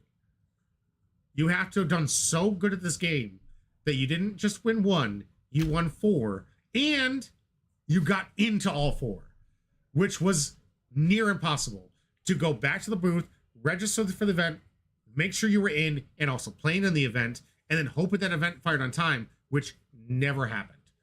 Outside of Union Arena, the 3 judges they had, they did run on time. However, they had no room for overtime, for players taking over the time. They had from, what was it? You could sign up at 11, and you sign up at 1 for the struggle battles. So if you sign up at the 1 o'clock, you had 4 rounds, 30 minutes each. We went to 110, which means I can't be in the second event unless I drop from this event. But if I drop from this event, I don't get the prize support. I got to sign up for 1 event in Union Arena because of this. I couldn't get into anything else because you backed everything. You didn't overlap. You didn't stack. You didn't leave room for, okay, what if the event, like some people were just taking too long and the events went over a lot of time. And obviously you still have to have the time to go report the numbers, make sure everyone's registered the results, everyone's done what they're told to do, everyone was at the table at a given time, and then you started everybody at the same time. All of that takes time. All of that's like a 15-minute window of setup stuff. You can't do a 2-hour event that's locked to 2 hours because they're each round's 30 minutes and expect people to be able to play in multiple events. Those events pay for those judges and pay for those people there. A lot of people wanted to play more. I wanted so badly to play more, but I couldn't because there wasn't enough people to manage all that stuff. So Zach says, I don't know what drama with the OPLCQ was, but I heard the misinformation fest. Okay, so Zach, I'm actually going to read through the rest of these chats before I talk about that, because I will talk about that. Zach says, I felt so bad for the one guy who was doing the scavenger hunt prize booth. He was working his butt off. Yes, Zach, you're 100% right. These guys worked their tails off. Canuck says, people at the retail line were saying that no spots were available, and when you scan the QR code, you had tons of spots. Yeah, a lot of misinformation because people were afraid they were going to miss their time to get in there. So don't listen to other people. We're going to go into the strategy for pricing here in just a minute, how to get in those things. Canuck says, what was the top prize? A box? Well, I mean, you got some different promos. You got mats. Some of them had uncut sheets. Bleach had some really cool uncut sheets. The top prize for One Piece, though, were serialized cards that go for thousands of dollars, and some massive big things that you need 250 points, which to get that many tickets and that many points, you have to do exceptionally well in multiple events. You can't just win one event and get that. You have to win multiple events, which is not legitimately, guys, not feasible. When they're only running like 6-7 events, and you can only sign up for maybe 2 if you're lucky, and can play in both, because most people had to drop just to get to the next event because it was running overtime from what they said the event was scheduled for. Like, you would have had to have won that, and if you're winning the tournament, you're not dropping the event. So if you won that one, you can't jump into the next one. right? You guys understand with the math? And like most everything was done by like 6 o'clock. And that means the last event was firing at 4 o'clock. So when it comes to the drama that Zach's talking about, they told people to show up at 11. The event didn't kick off till 12. People signed up at 11 and they signed up at 1. They wanted to try and get into both events. They got immediately denied on 1 o'clock because they weren't there and they didn't show up on time and they didn't get themselves registered for the event because they were in the previous event. And they were telling people, no, we'll get you set up, we'll get you going. Not a single One Piece event fired on time. Not one side event fired on time. Is it judges' fault? Absolutely not. Absolutely not. The judges did the best they could with what they had. Do not take that out on the judges. That is not enough manpower for the size and interest that you had. You had 126 people events. You need like a judge per 30. You had a judge per 50 people to run those events. And that's just to cover the grounds to make sure people are playing correctly. That's not deck checks. That's not managing the time and schedule. That's not announcing the round 1 begins and ends. That's not making sure that everyone's populated and put in the system. That's not pushing the next round in every single round and making sure that all those stats are there. There's so much to running an event that you guys don't understand that takes multiple people to make it work. The One Piece was staged, had the most amount of people, and it wasn't enough. It had like 4 people at best sometimes on that stage. That's not enough. You had hundreds, if not thousands of people trying to get into these events on the side. I'm going to go with hundreds. Thousands may be a little bit too loud because the main event had taken a lot of people away. But you had hundreds of people trying to get in this event that were waiting in line, and even when waiting in line, they missed their event launch because they were waiting too long in the line to get processed. So the misinformation that people are talking about, and then they blocked it off too. Like if you couldn't play in that play area unless you were in the event and could prove you were in the event. They wouldn't allow you to free play, and there was no free space whatsoever outside of like the couple of dining tables next to the competitive event. And then there was one room though that they had. It was like said free play when you walked out. I Mhm. think, but I think they said that they needed more tables in there because there was barely any room. there wasn't. And it wasn't enough to play a card game in there. They were really small tables. And they were outside of the event, so you were kind of missing. Yeah.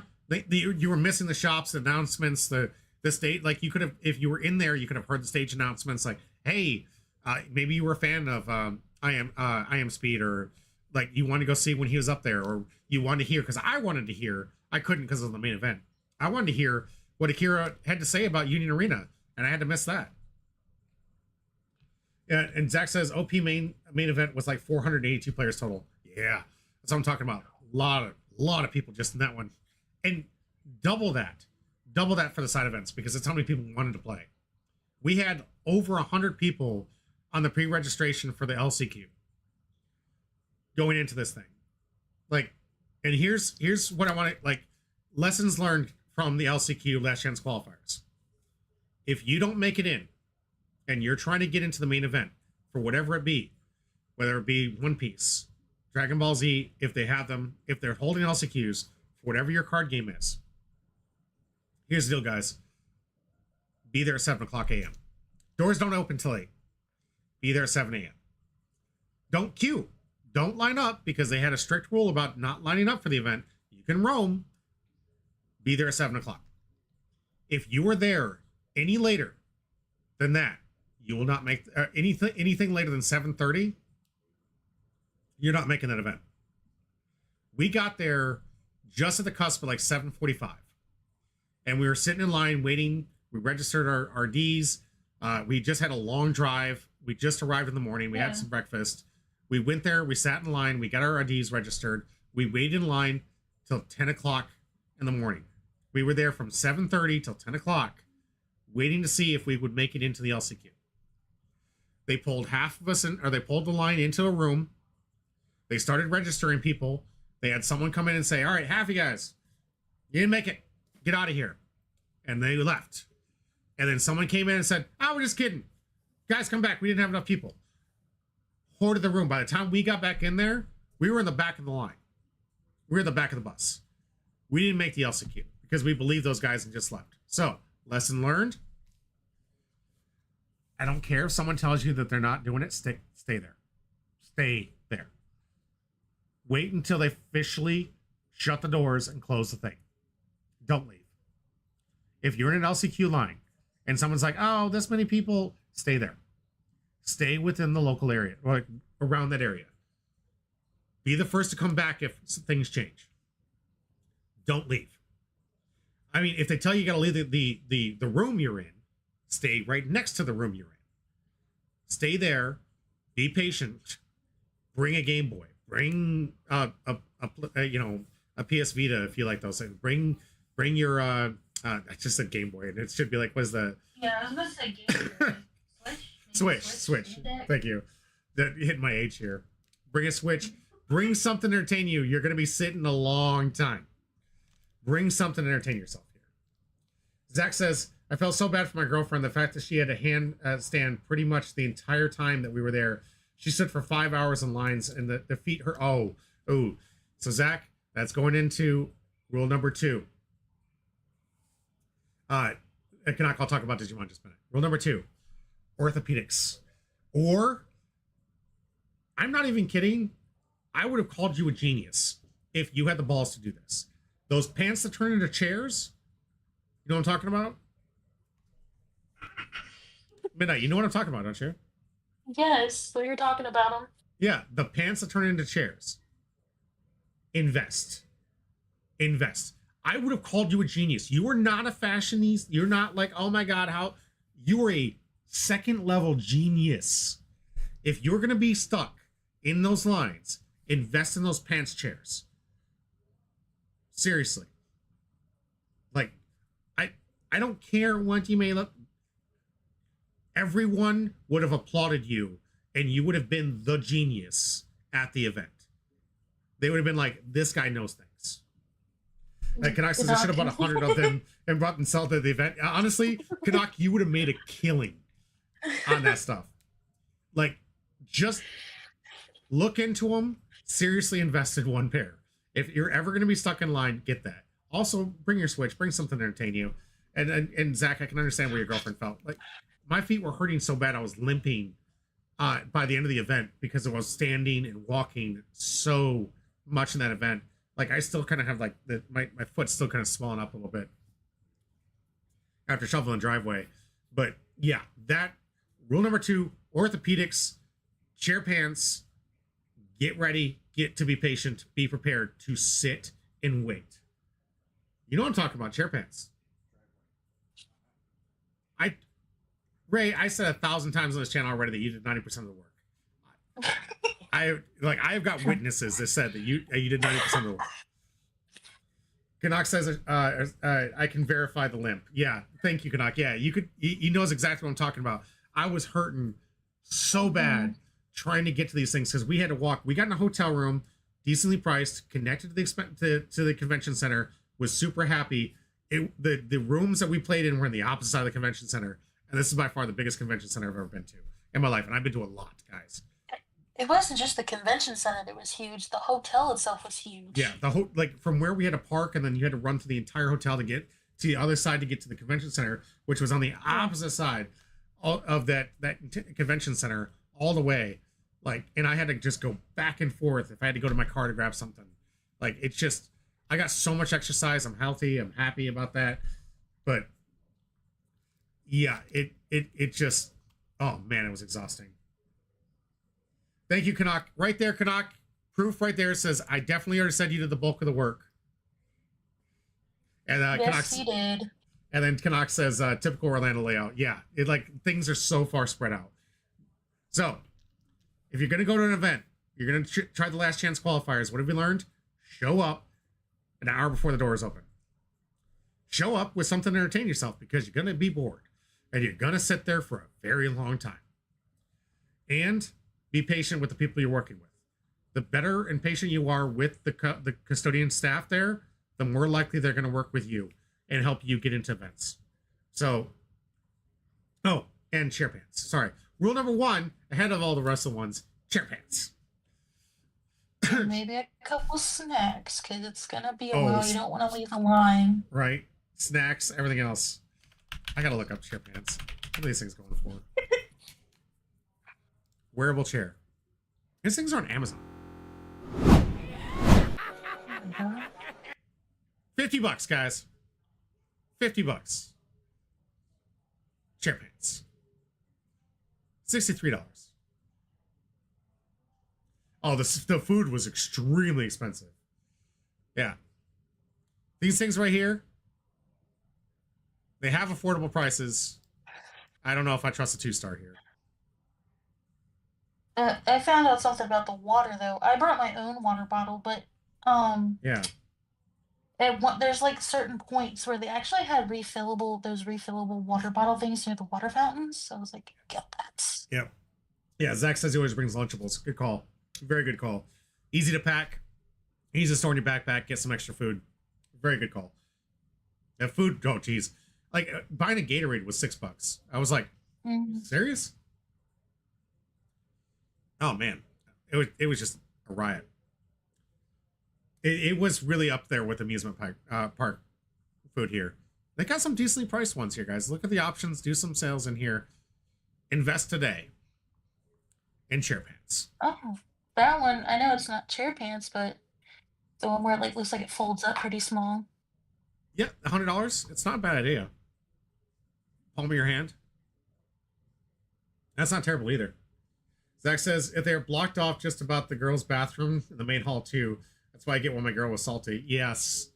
Yeah, I could definitely understand where she was coming from as well. Yeah, it was not pleasant. But these right here, game changer. Or even this one. This is not a bad idea. You could latch that onto your backpack and just pull these things out. And they look light enough. It's even got a drink holder. So maybe this would be the thing you had. They're not going to get you for sitting in a chair like that. Especially when you can wrap it up like this. So yeah, that was rule number 2. All right. Next thing that we learned from the lessons learned, I want to get into the financing of like the purchasing, the goods and stuff. All right. So rule number 1 in my life, trust but verify. Doesn't make much sense because if I trust them, I wouldn't have to verify. It makes sense in reality, guys. Trust but verify. Do not listen to rumor. Do not listen to hearsay. If you don't see the product in hand, it doesn't exist. And if someone's telling you, oh, this is all, go talk to someone in charge. Don't trust anybody. Don't trust the word of mouth. Don't trust the rumor. We've been told the whole weekend EBO1 was going to be there. They told us this was the only way you could buy this. They told us the wrong times to go up for these things. They told people, nope, the waiting list is full, and you could still scan your card and still get in a waiting list. Like, don't trust your fellow man when it comes to buying the product.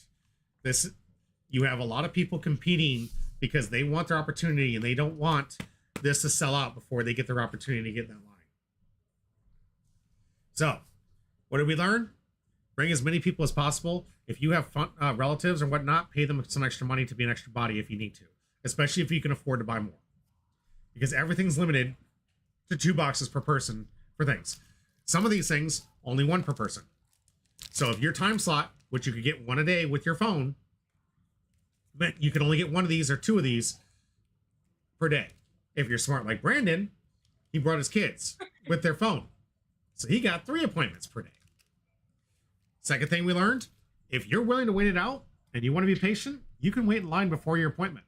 And if you're close to the front of the line, they might let squeeze you in without even scanning you off for your time slot.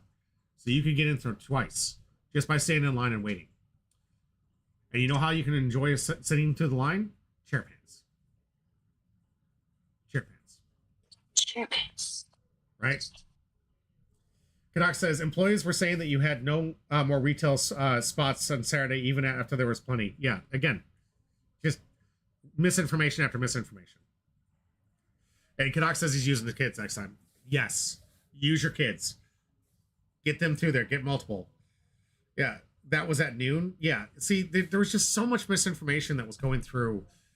You got to pay attention to the heads of the judges. Look for people with actual Bandai codes.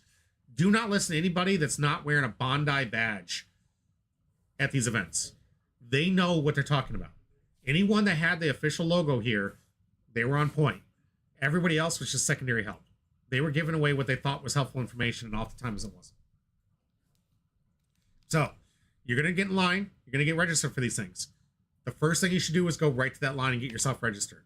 If you're in the competitor badge and you have your, you've already qualified for it and you can sign up as early as Friday, show up at 8. One of the things that they corrected this, and this is something that Bandai just recently changed from last year. And I'm sure they're going to do it next year because Bandai, you did this perfect. I like this. I actually made a very bad post on my survey results, and I'm sorry because I didn't know you did this. I sat and waited in line to become a competitor in the wait list. I didn't get the opportunity to use that window, and I could never actually get to the purchasing spot. So I put in the survey, you need to make a time for competitors to be able to buy the product because this is unfair. I have to choose, do I get to buy some product or play in the main event? And they already figured that out. Everyone that has the regular badge can't get in till 10. Anyone with a competitor badge, right here, gets in at 8. So if you qualify, go in there and maximize your purchases. If you got there and your friends want to get something that you don't, and you're a competitor in there, help them out. Pool the money together, buy the boxes. You're going to have first opportunity as a competitor to buy stuff. So, if you're going to the next Bandai Card Fest, you've qualified for the event. Work with your friends and family to get as much of the product as you possibly can because you will have the first come, first serve. And why did I say that? Because PRB went to competitors first, and then we sold out. I don't know of anybody that was just a regular badge owner that had the PRB boxes. So they didn't stick around that long. So there's a thing out there, the coveted EB01 rumant that was spread around there. Yeah, make sure you utilize times and get there. And regardless of what anybody else says, register for that thing, set up yourself for a time, show up at that time. It's really easy to get through the line. And you can get what you want. Right? So, yeah. Another thing I'm going to tell you, because I know that Bandai's not even looking at this channel, guarantee they won't. There are 2 different types of badges. You have a competitor badge, and you have your regular badge. Each badge can only go through the line one time.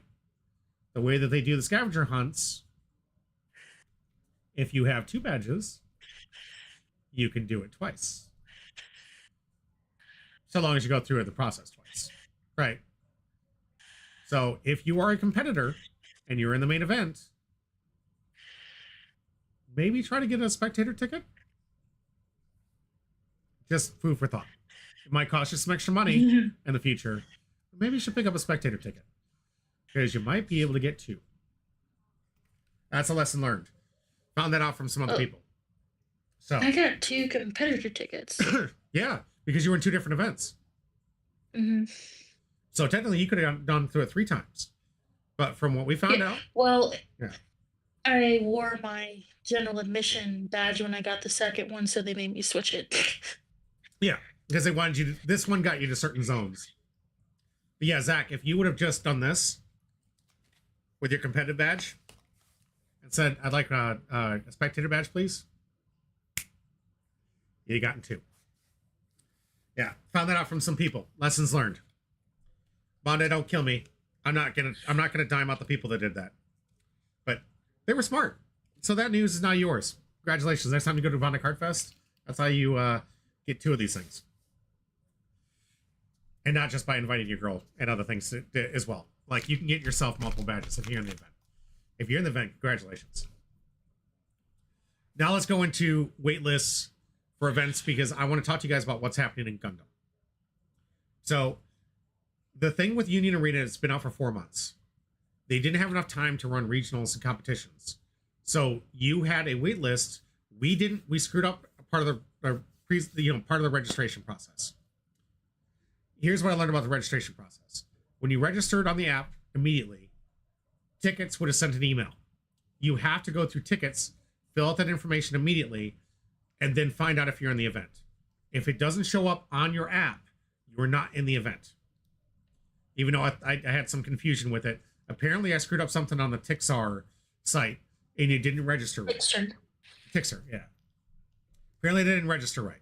So I ended up getting knocked out of day one where I thought I was in, because I had approval that I was in the event on Tixar, but I messed up on the process on Tixar, and it rejected me as a competitor. So go through the process. Once you register, once they send the link, make sure you fill it out to detail, and make sure that your Bandai app confirms that this is an upcoming event for you, and then you're good. If you're not in that type of situation, and like you're just like, maybe you didn't make it in, but there is a wait list. They say, hey, this event has, and the wait list only works for LCQs and events like Union Arena that didn't have competitions. So why am I bringing this up? Because Union Arena is going to have competitions coming up soon. Gundam doesn't officially release its actual card game until the similar time that what we saw Union Arena. That means next year in Worlds, Gundam will likely do the exact same thing. They will have a Nationals on Saturday and Sunday. That means try to get in the event. If for any reason you're waitlisted, any reason you're not in, if you show up at 7 o'clock, go queue up at that registration booth, you can participate in that event, which will mean that you can get a competitor badge and a spectator ticket. But you're going to be sitting and waiting along. So what does that mean? Chair pants. Means chair pants. Get ready. Yeah, Canuck says, or they don't stamp your badge and you get to that way. I mean, that is an option. That is an option that they don't, like going back to the stamp. If they forgot to stamp it, you could do it twice that way. Yeah, or some of them didn't really make you click the thing to spend your points. Mm-hmm. So you could keep using the same display. Yeah, I heard about that as well. So, if you're in that situation, you want to play Gundam next year, wherever it might be, we don't know where it's going to be yet. Get in that wait list, get there at 7 a.m. Before each one of those events start. Get comfortable. Get ready. But if you're one of the first, 20 people in that line, you're going to be in. Almost guaranteed. The rest of the events, like Battle Spirits and Dragon Ball Z, they had, nothing there. Like Canuck said, that there was, nobody sitting in the chairs, so it's 50% unoccupied. You got to qualify, and that's it. And we'll see what happens next year. But I'm willing to bet you Gundam, if you want to get into that card game, it's going to do the same thing. So if you want to be that person that gets in that event that way, all power to you. Yeah, Canuck, I do hope that they do it in Orlando myself, because my fear is they put it in California, and I don't want to go there. I don't like flying already, and I don't want to go out to that area. It's just opposite side of the world to me. But who knows? Maybe they liked Orlando so much. Yeah, Canuck, I'm thinking the same thing. Unless this channel is making me hundreds of thousands of dollars, or not, they're just making me thousands of dollars. Hell, making me anything. That doesn't cost me money. Maybe then I'll try to get some people to go out there. But I don't want to pay the money to go out to California. And it's just not a good experience. Not a fan. Yeah, a low bar set. I mean, fly for free? Maybe. Yeah. Maybe they sponsor me to come out there and talk at the event because they like my content. Sure, I'll go out there. But it's going to take a lot to want me to go out to California. Pretty much you can stop at Vegas and here, and I'm good. I will suffer for Vegas. Vegas is a good time if you know what you're doing. It's not just for the gambling. It's just because there's a lot of stuff to do. It's a really fun place to visit. Been there several times for different card events. Great time. So, but that's where I cut the line. I'll talk you up and anyone in Bandai to see what I can do. Thanks, Canuck. I appreciate that. Easy Hoon, good to see you. And thanks for that exclamation point join. So, what was the other lesson that we learned? We talked about the fact of the lack of judges. So the side events. Mm-hmm. Here's another thing. Stack more side events, guys. Oh, chair pants, 100%. We've been all about the chair pants, guys. If you haven't invested, invest in chair pants. We're not even kidding. Everyone would have called you a genius. I'm not lying. Everyone there, if anyone would have said anything negative to you about your chair pants, they were just jealous, and I would have defended you, because I would have been like, "Shut up, that man's a genius." So, when it comes to side events, guys, I'm talking strictly to Bandai. Spread them out, host more of them. Have smaller events where you can have more people enter them. I know it means more people, but we already told you about the money problem. Charge people for the spectator ticket. 10, 20 bucks goes a long way. You're already charging people for the event itself. So if the event costs $20 for me to play in it, that helps with the judges. That helps with your money. Charge the spectator tickets. You've got to have more of these. I've been to so many events where they can fire about hundreds, if not thousands of these things. And they can do it smoothly. And I know you can too. You've got the manpower. You got the capability. Just got to hire the staff. Work on a good judge program. Work on something that incentivizes people to want to become a judge. Give promos like you do a lot more than what you do for the locals here, but that's good. I appreciate that. But give something special for, I was a judge on a card fest. Here's this extremely rare card that I get or something. Do that.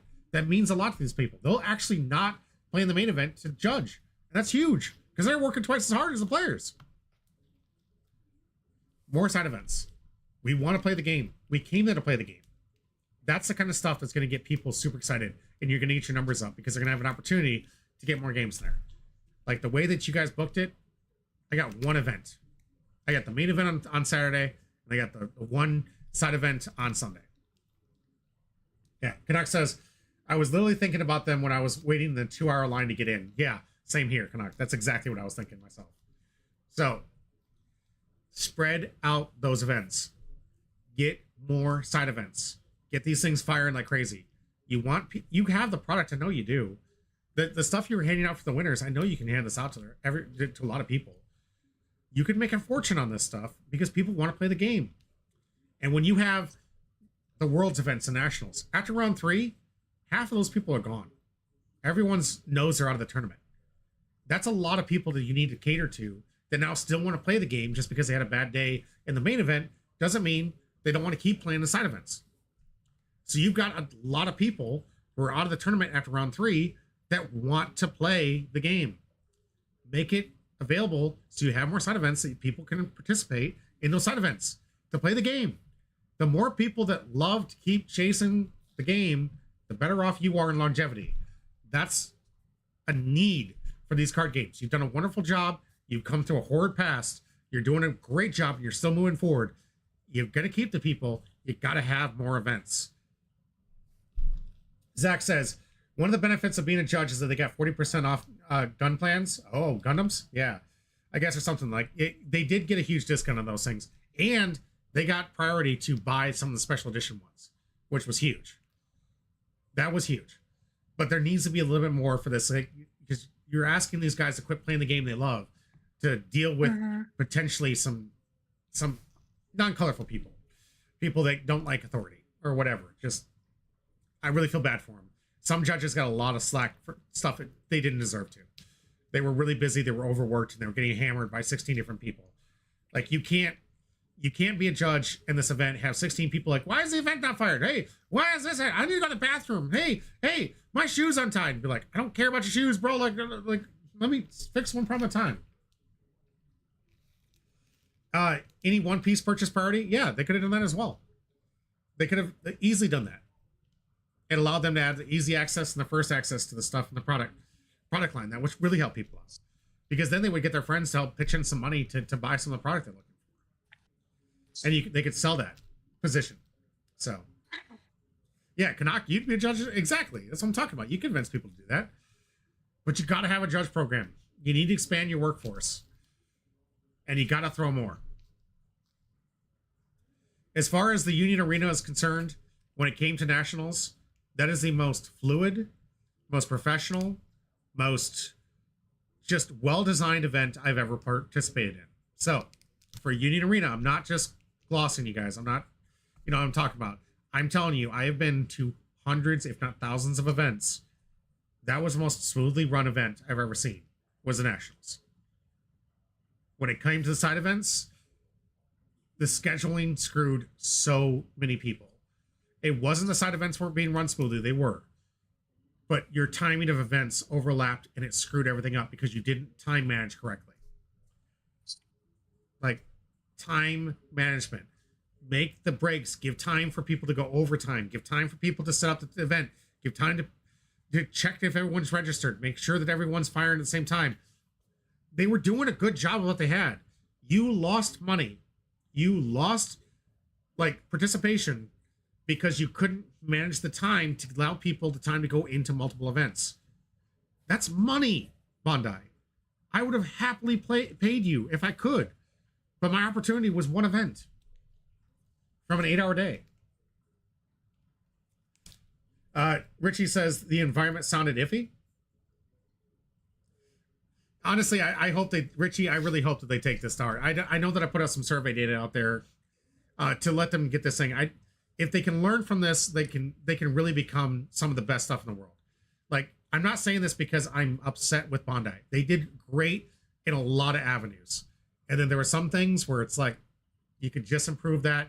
This would have been the best event ever for it. Because I know they're already chaos. Like, I know it's not easy to run these big events. I do it for a living. Lifelink, I run these events. They're not even near as big as your events. And I know how chaotic they can be. And I know what it takes to do one. Uh-huh. It's a lot of work, but it can be done. You've done multiple at one time and played at the same time. Oh, yeah. I've played in one and managed 3 at the same time over there with near 60 people. So, like, I know what it takes to run events. I know what it is needed to be there. And I've been to enough of these things to know the coverage. All right, going into number 4. More live coverage, guys. More live coverage.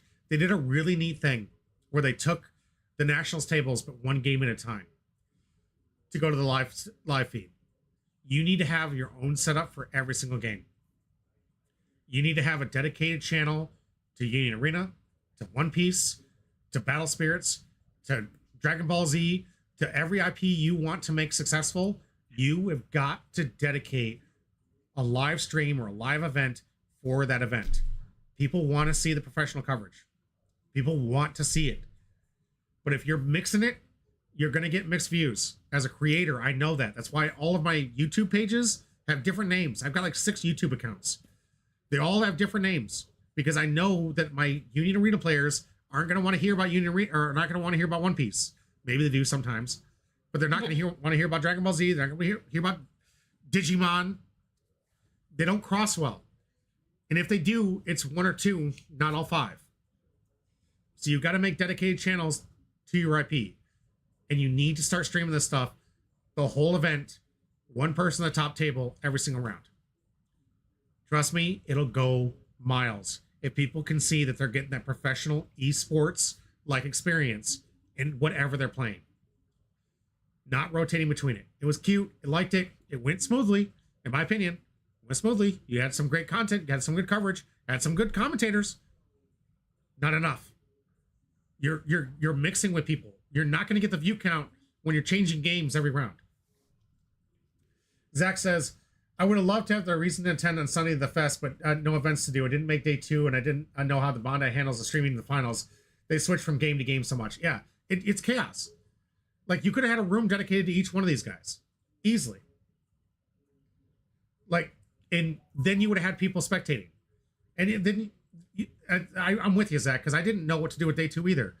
I went in there. I tried to get into the last minute. I didn't show up early enough. I didn't wake up early enough. That's on me.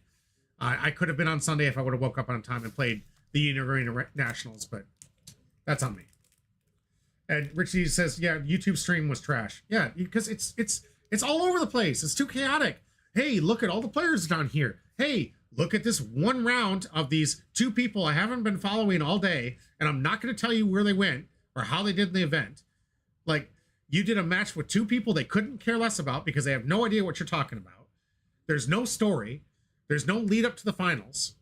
There's no, we've seen this match and this match, and we've seen these guys tackle here. You've built no narrative. You've made no story. There's nothing there. It's so chaotic that it literally was just streaming for the sake of streaming. And trust me, you could talk to Twitch streamers out there. I'm lucky to have 12 of you watching me right now. Seriously, thank you so much. I'm lucky to have 12 of you. There's hundreds of thousands of people on this with 2 people that do that stuff. They got it. The chaos doesn't work. It fails so many other people. You're a big name company. You can afford to dedicate a stage to every IP and build your story. Build the championship. This person qualified at Nats here at this time. has been qualified for this long, has been running this deck for so long, has been has been known cross AI, social media account. Here's who this guy is. He's coming in big and hot. Like, you can build the story, you can build the drama. People will be invested. If they don't know who these people are, they don't care. Throw in the 2 people they did for Union Arena. It was like 2 people that you picked up on the streets and said, hey, play the card game. There's nothing there. Zach says, one of my favorite things about Yu-Gi-Oh! Nats was watching the finals live and getting to follow the players. That's what I'm talking about, Zach. Like, you can build the community with following these people all the way to their championship run and follow their social medias and creating that community that you need to create to make your game successful. You don't have the magic luxury of the what is it, the false loss theory. False loss theory that Magic has. People have been playing Magic for plus 30 years. It doesn't matter how bad it gets, they'll retire for a couple years and they'll come back. Because everyone doesn't want to lose the money they invest in the card game. You're not there yet. You need to do better.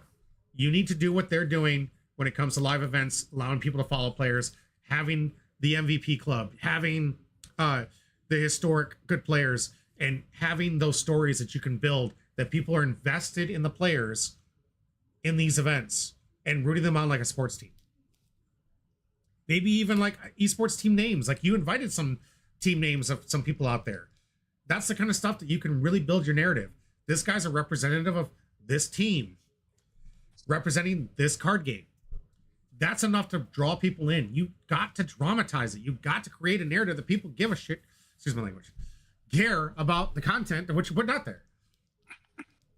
Richie, Bandai social media team for sure needs help. Yes, hands down. Akira, if you're out there, I'll help you out. I'll help you out. It was nice meeting you. Pleasure. Zach says, I was really hoping that one of the content creators from Orange Samurai would have shown up at the commentary. Seriously, same, Zach.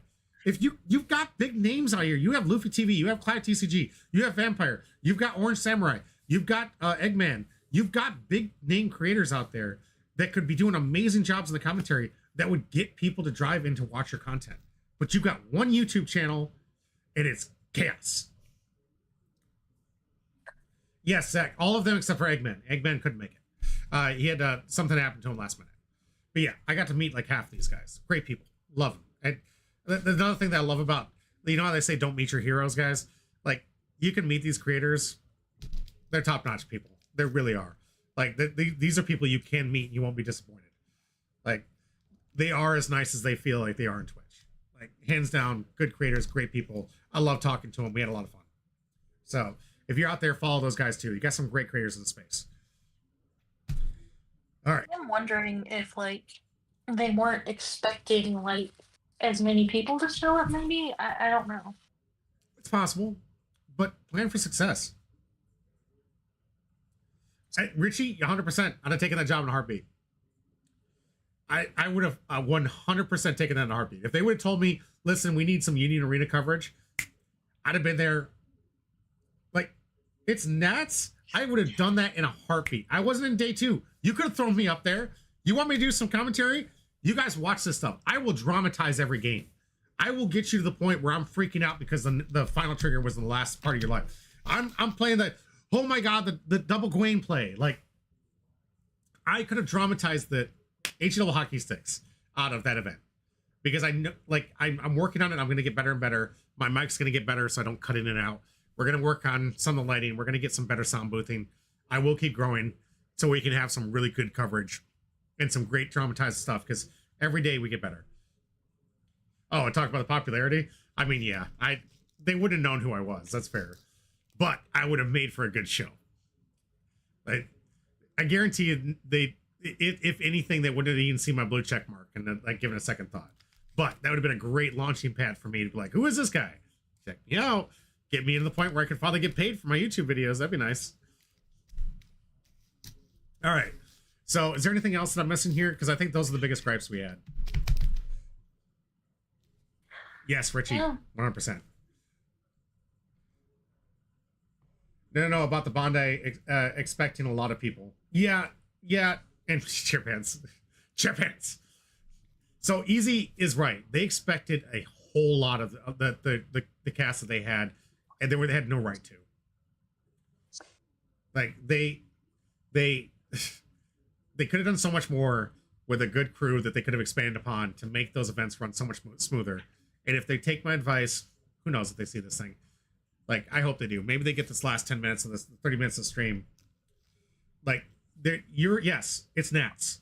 This should be the all out, all or nothing. We're throwing everything at you to make this the most outstanding experience of your life here. Because only a few people are going to go experience what Worlds is like. Nats is the thing that sucks in everybody else. Like, I want to be there. I want to play in my locals. I want to play in regionals. I want to travel hundreds of thousands of miles away just to experience this. Go ahead, Minute.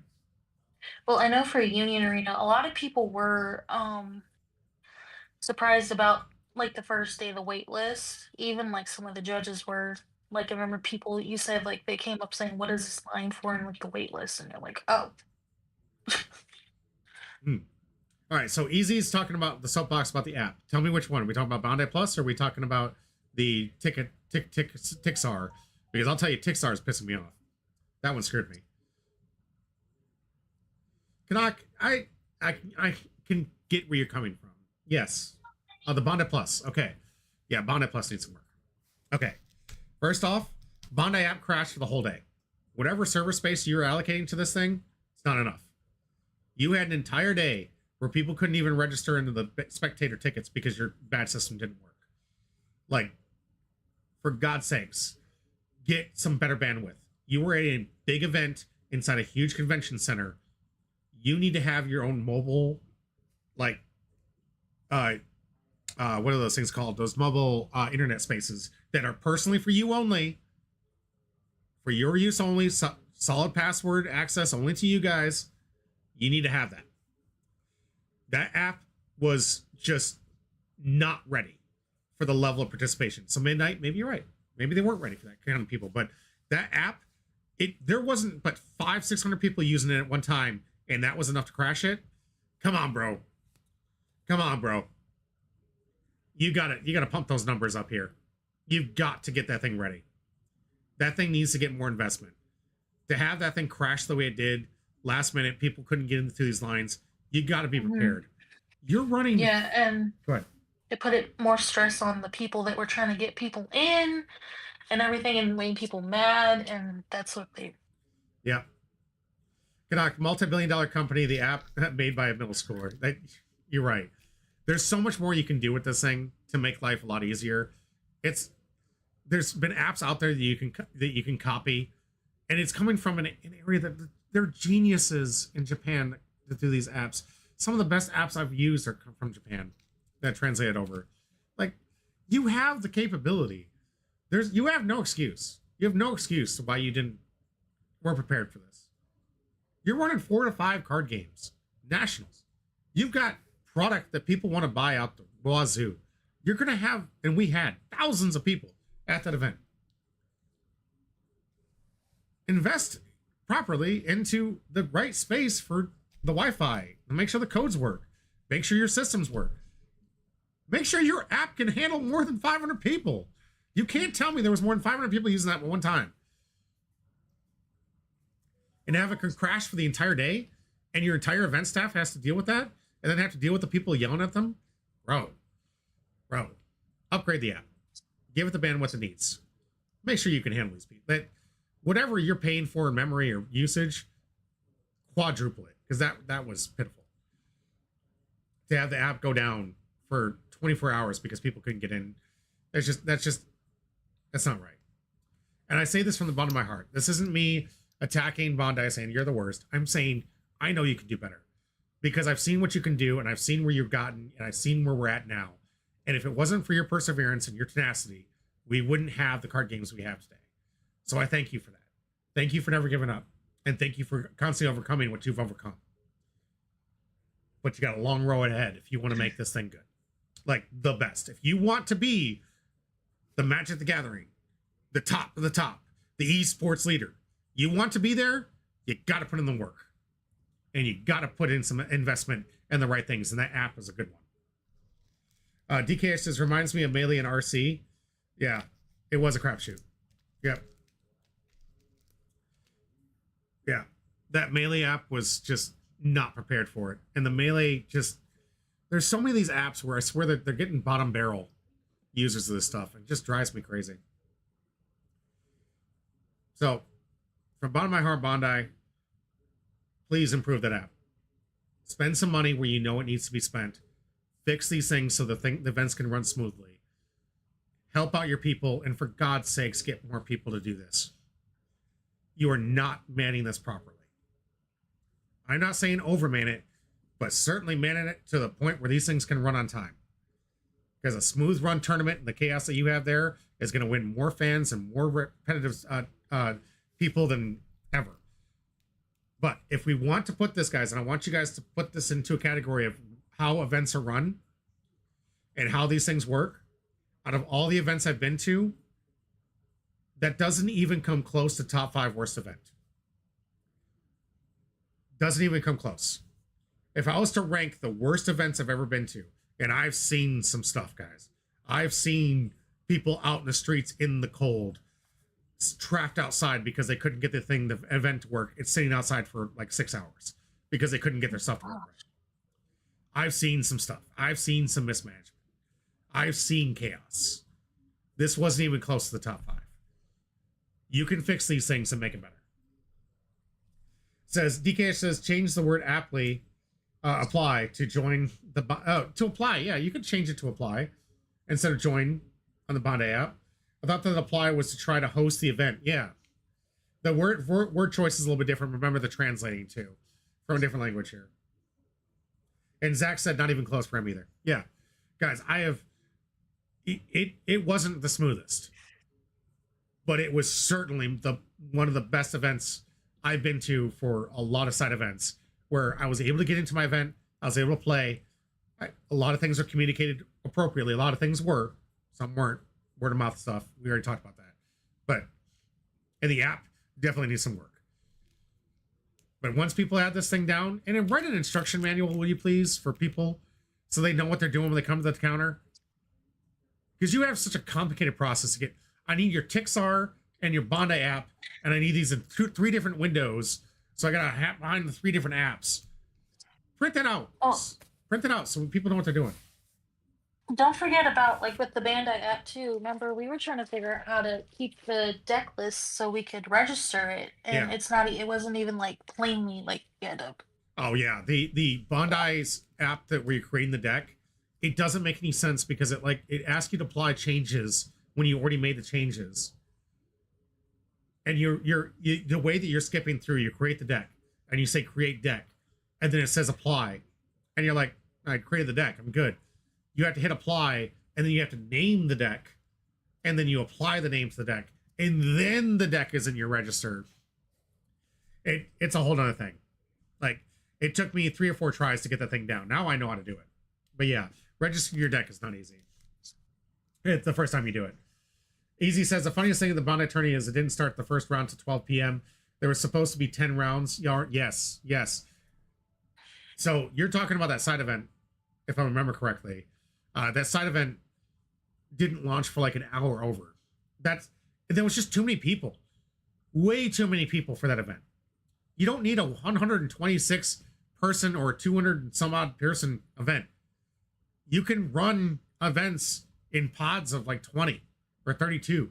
Or what's the best 4-rounder? Like 16? Run pods of 16. Fire. And Zach says, people were freaking out about the general extended entry that randomly popped up the event to apply to. It was a tad confusing. It really was. You had general admission, spectator ticket, and the competitive ticket. You had 3 different things that we were looking for. Midnight was confused. She's like, I'm pretty sure I paid for this thing that you want me to get into. And it was like, but I got this thing. Go ahead. Yeah, because my ticket said general admission on it. So I was thinking, oh, okay, so I just got like a spectator ticket. But then Porter's like, no, general admission is free. I think you got a competitor's ticket. Mm-hmm. So basically, yeah, I went up the second day and I'm like, I have this, but it says journal admissions, and they scanned it and they're like, yeah, it's a competitor's ticket. So I was like, oh, okay. Yeah. And Easy is talking about the pairings with people getting 2-round buys. All right, we did kind of explain that. Here's what happens when you run the tournaments the way you did. You allowed people to register for certain events back to back because they're trying to enter it, and they thought there was time. If I register at 1, and this event's supposed to take 2 hours, I can play at 3. That's how math works. Unfortunately, because they booked no time for setup, registration, pushing, checking the players to get their pairings put, or the winning the results pushed, checking to make sure that the system recognized all the pairings were checked, coming back, starting the round, people playing over the allotted 30 minutes, because that does happen. Nowhere in there was that. So you had people who signed up for the 11 o'clock or the 12 o'clock in this example that I think Easy's talking about, and they signed up for the 4 o'clock because it was supposed to go there. Well, 12 o'clock didn't launch until about 2 o'clock. So then you had people dropping the event because it wasn't launching to go into another event because they didn't want to miss that event. But they can't drop from the event until it fires, because only when the event fires can you say, I'm going to retire. So you have no option to drop. And they left to go to play another side event because they didn't want to miss it. And they're trying desperately to get into an event to get those points. And they want to play. No one wants to sit around for 2 hours waiting to play. So all those people created buys. And you had these terrible round ones where 25% of the field didn't even play their first game. And guys, I'm with you. Round 1 buy, yay, congratulations, I got a free one. I came here to play. I came to play. I hate sitting there. You're stuck there for 5 minutes waiting while everybody else is having a good time. Sure, I got a buy. Sure, it's a win. Congratulations, I go to the next round. I came to play. I want to have a record of X and 1 because I played X, not X and 1 with 2 buys that were two, like, you know what I mean? And I only played like 4 games. So if you can run these things more efficiently, that fixes that buy issue. That buy issue was strictly caused because the timings for your events weren't lining up, and people were having panic attacks that they want to be a part of a certain event, or had to be a part of the time to purchase something, or had to be like tickets for the Bandai Gundam. What were those things called? The beta testing thing. I want to be a part of the beta testing thing, and I did it at 3, and I signed up for this event at 1, but then I'm in the event at 1. It doesn't start till 2. I'm in the second round, and my thing at 3 o'clock kicks off, and I don't want to miss that, so I'm leaving. And here I am in the 3rd round. This didn't happen to me, but it did happen to a couple other people. Here I am in the 3rd round, no opponent. Like, what is this? Because it wasn't run efficiently. Excuse me. Okay, guys, I think that about wraps it up. Do you have anything, little side notes? Unless you guys at home have some I might have missed. No, nothing I can think of. All right, let's get to the best part of the day. The wheel! Which I don't remember if I even... Did I make sure this thing was up and running? Oh no, not again. We dealt with worse. I think this weekend we dealt with worse. Yeah. Where's my wheel? And we made it through though. Yep.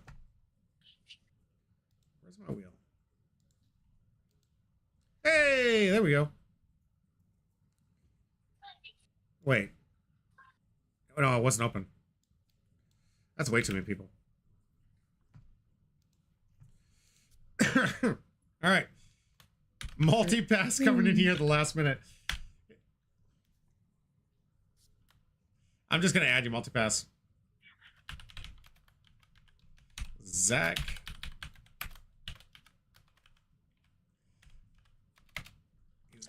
All right. We'll do this by hand. I don't think our wheel's more than about 12 people tonight, so it shouldn't take too long. Do apologize. I forgot to hit the refresh on the wheel. So if you think that I might have missed your name, catch me. Apparently I can't spell Easy Hune. Richie, D. Luffy, Silver Void. Oh yeah, remember you from the beginning. Oh, it's not working right, guys. It's not open. I can't have it open and then be able to type in it. Tazzy, I am taking it from the chat though. I wouldn't forget midnight. Let's see who else we got in here. Got some great trail. Oh, Plasma. Pretty sure. Plasma 1082. Didn't even hit it, but I'm gonna give you a chance, Plasma. Maybe you win. We got 2 packs to give away at the end of the stream here, and we're gonna wrap it up here. Knock. Zach. Ocean, I'm pretty sure, put it in too. Yeah, he did. And Brandon.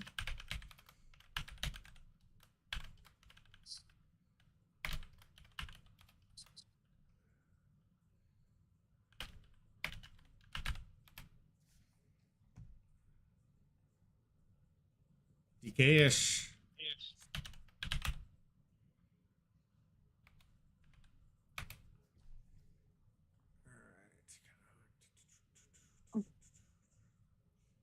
Offbeat came in here.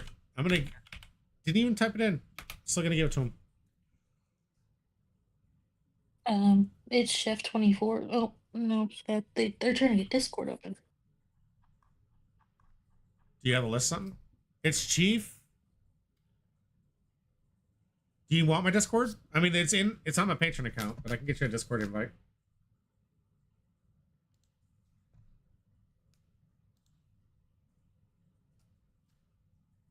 Let's go.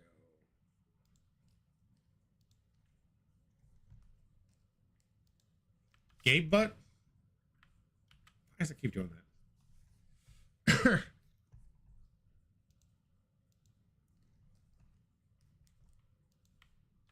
Oh yeah, the new. Why does it keep doing that? It keeps hiding it. If you guys want to go to my page, to my Discord, the invite is down below on my Twitch channel. It's got the. Let's see if I can get it up. It's this one right here. You can join my Discord right down here.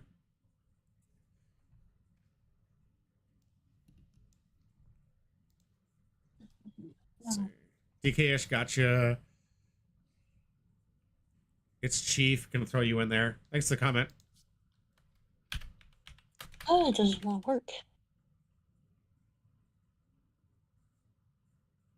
It's in. Oh, Kanak got it. Excellent. Thank you, Kanak. Thank you. My Twitch app was not wanting to work. 24. Let's see. You guys can see the screen. I'm gonna go through and make sure I get everybody.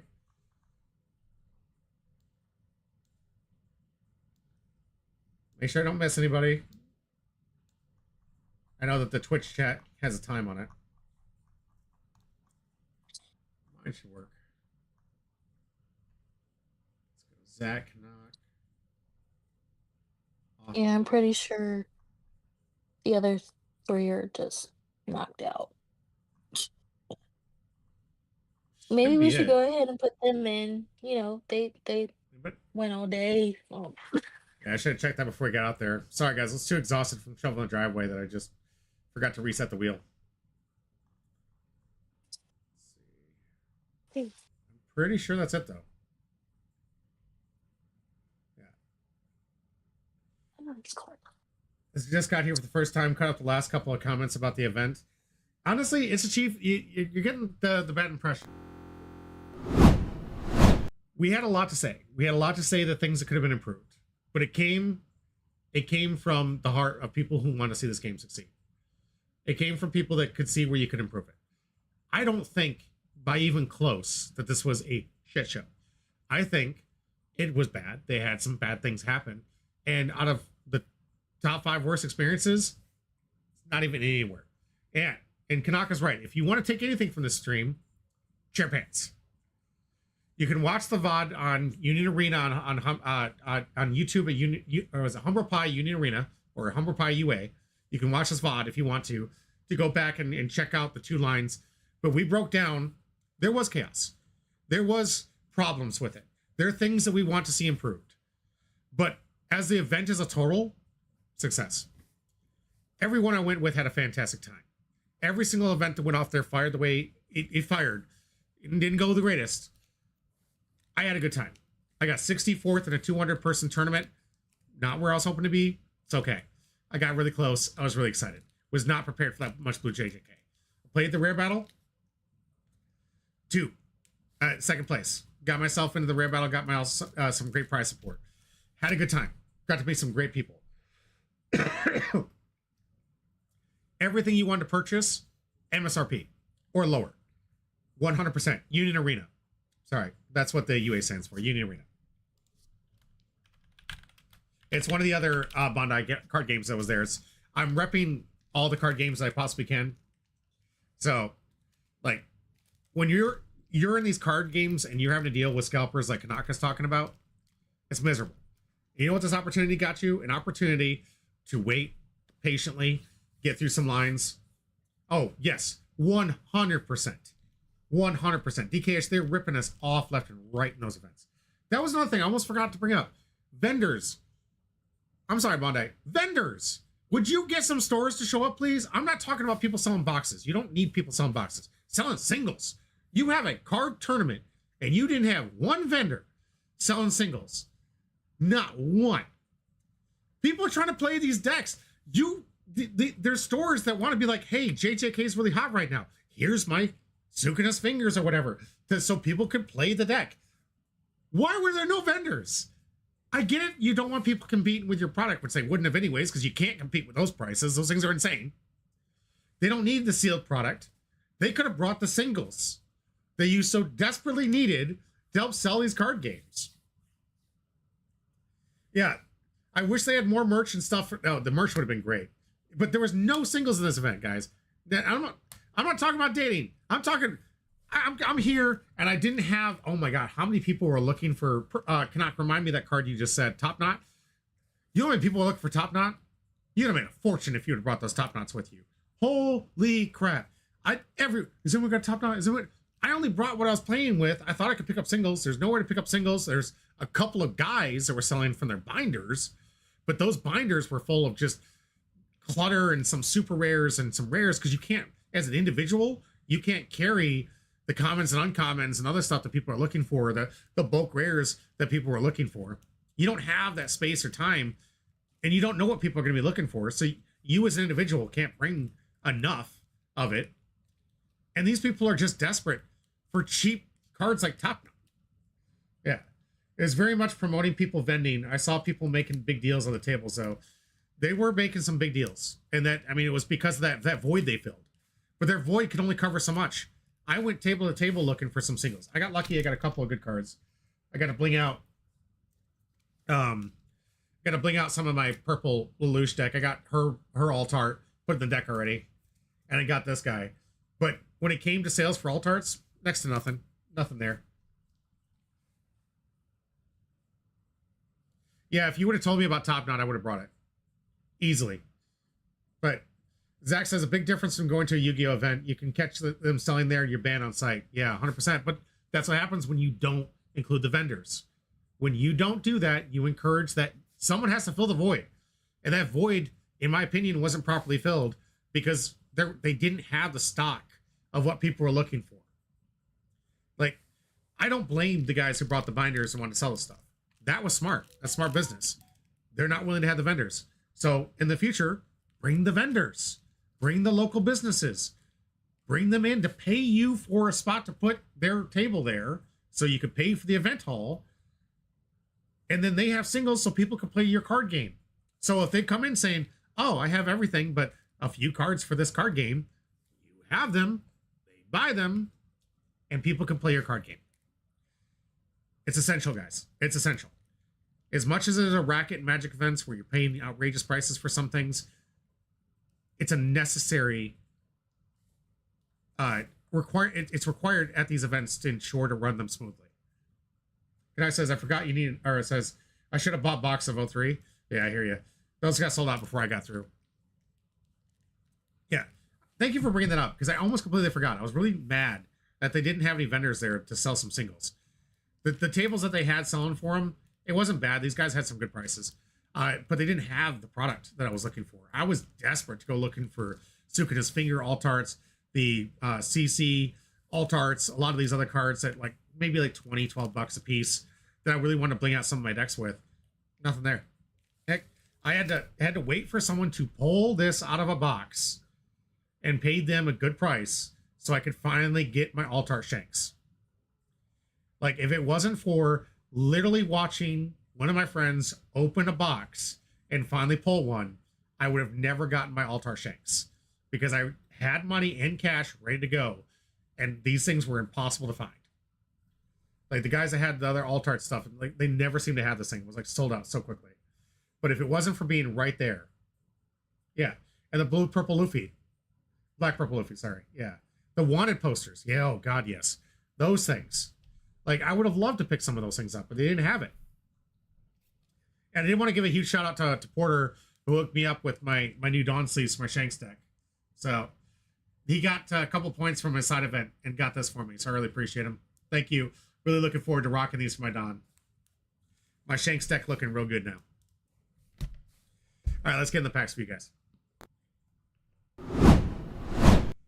All right, I think this is good. This is a good board for just a random like talking to you event.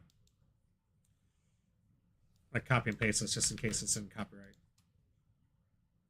Yeah, I don't trust this. I don't know what's happening, but I don't trust it.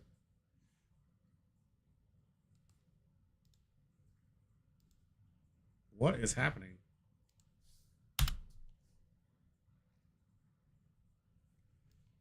Copy this. Oh, it muted you. I'm so sorry, Midnight. Go ahead. Oh, it's okay. I said, did you put? Yeah, you did. You put Divine on there. Oh yeah, not gonna forget him. I really wish you could have made it. All right, I got the list, guys, just in case. I'm gonna try to fix this. What is going on with this website?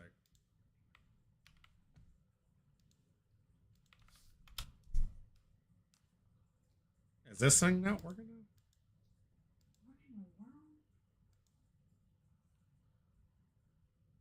It's yeah, I'm hitting the reset. Oh, that works. Oh. There we go. Now we got it. Now we got it. Thanks, Canuck. Refresh the wheel. All right, we got it. Let's go. We got 2 packs of our new community box, fresh. We're just going to take 2 off the top for today, guys. I didn't shuffle these up yet. Taking 2 off the top, which is not a bad idea, because this was pack 1, pick 1. So, doesn't mean you're out of the running for a good hit. But, the 2 packs we're giving away today, top 2. Got so much of the stuff from this event, man. I still gotta put this stuff in boxes and everything. It's gonna be crazy. All right, let's see who's going home with our first pack. Where's my stickies? Ooh. First time in the Silver Void. I think it was the first to comment today. Congratulations. Yay. Silver Void. You know what to do. I need to get that address from you, bud.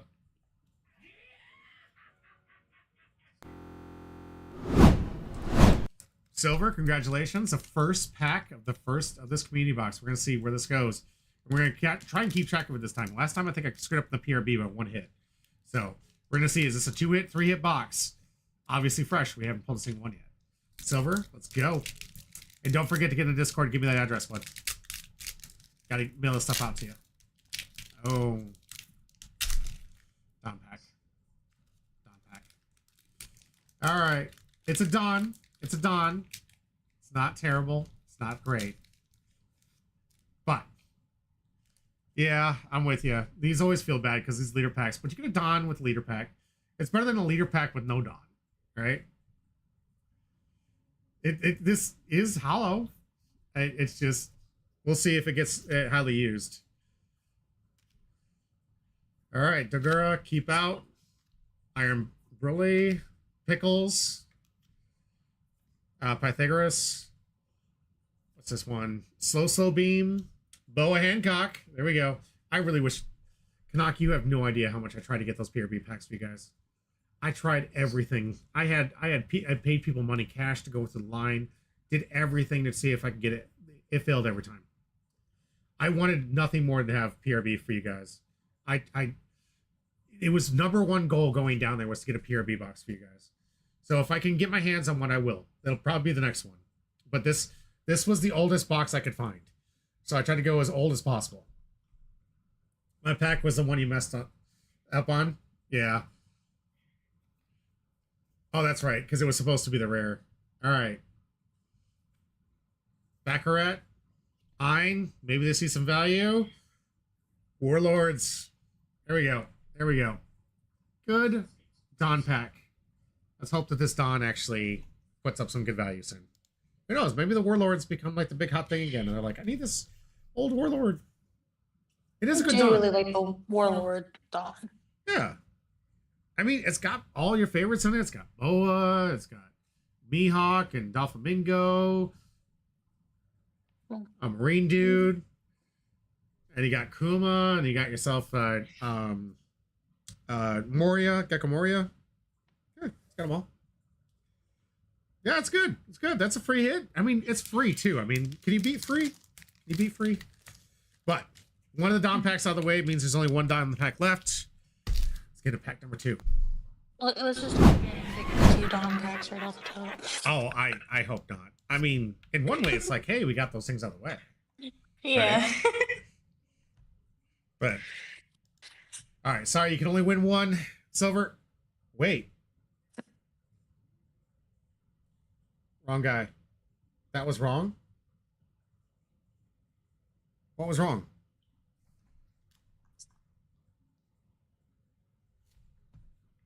Oh, I deleted the wrong guy. I think. Did you I might be delete able to Richie? get Did I delete Richie? Yep. Yeah, I removed Richard. All right. I got it. Thank you. Thank you. Thank you for paying attention. Thank you. Thank you. Thank you. That would have been really bad. Richie would have gotten himself like a free something because I screwed up and gave him no opportunity. So you did catch it. It's on camera. Great catch. Thank you for doing that. But just know, if in the future you see me screw up like that, hit me up. I'll throw something at you. Like I great catch. Thank you for saving me the extra money of having to throw some more at you. He will literally throw something at you because you caught his mistake. Yes. How dare you?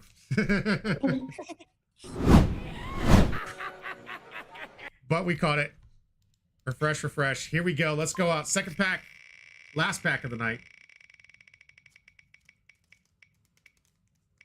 Ooh. Canuck, looks like you're getting that top knot after all. Canuck, congratulations. Thank you so much for it. Looks like you're going to get that top knot anyways. I just drove 13 hours to deliver your last pack. This one's coming in the mail, bud. This one's coming in the mail. So I'm going to need that address again. Congratulations. I just, it was so good meeting you. Congratulations here for this huge win. Let's find out what we got here. To all the rest of you, remember to hit that follow button. Make sure you follow us because every single time I go live, I'm giving away products. If today was kind of One Piece related on the One Piece channel, so One Piece today. But whatever I'm going live with, I'm giving away packs. Oh, he did say he predicted the manga. He did say he manifested the manga in this box. Are you going to make this like a feel bad box by taking away the best card possible? Canuck, could this be the night? Could this be the very first time in my entire life that I've ever pulled a manga and I'm sending it down where I just came from? Come on. Come on. Dragon Breath. Oh. No. No. That is a bad sign. That is what we call leader pack. Oh, man. Yeah, double leader pack. Galaxy Wink. Frankie. Utility. Utility. Utility. That's actually a decent card. Hang on to that guy. Oh, yeah. There were people that was looking for those for a while. Right? And still are. There's a lot of people that haven't put those things together. Yeah. So I need more some more yellow utility. There you go. And on top of that, Canuck, because you asked me specifically for a card, you guys, if you guys ever win something and you're looking for like a common, uncommon, or something, maybe a bulk rare or something that I can definitely have, that I'll definitely likely have, I will send that additional to the packing one. So Canuck, I'm gonna get those top knots coming your way. How many do you need, by the way?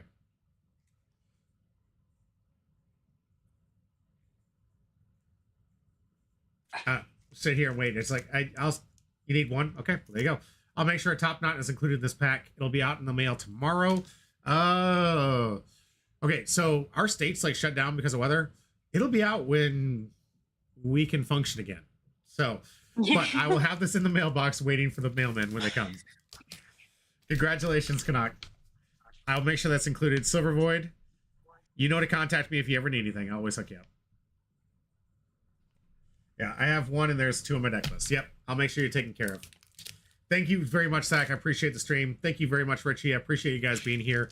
Tomorrow, if we can, I think we're going to be recording for Thursday's content. But the next time I'm going live is going to be on Wednesday. We're doing Flesh and Blood. So if you guys want to check out Flesh and Blood, I got free packs of Flesh and Blood on the line, live streaming from Lifelink Games. And then Thursday, we'll have some One Piece content, some commentary coming your way. And hopefully, the people that I wanted to be here for the stream to talk to us about how their experience was will give us their rundown on their experience. Thank you all. As always,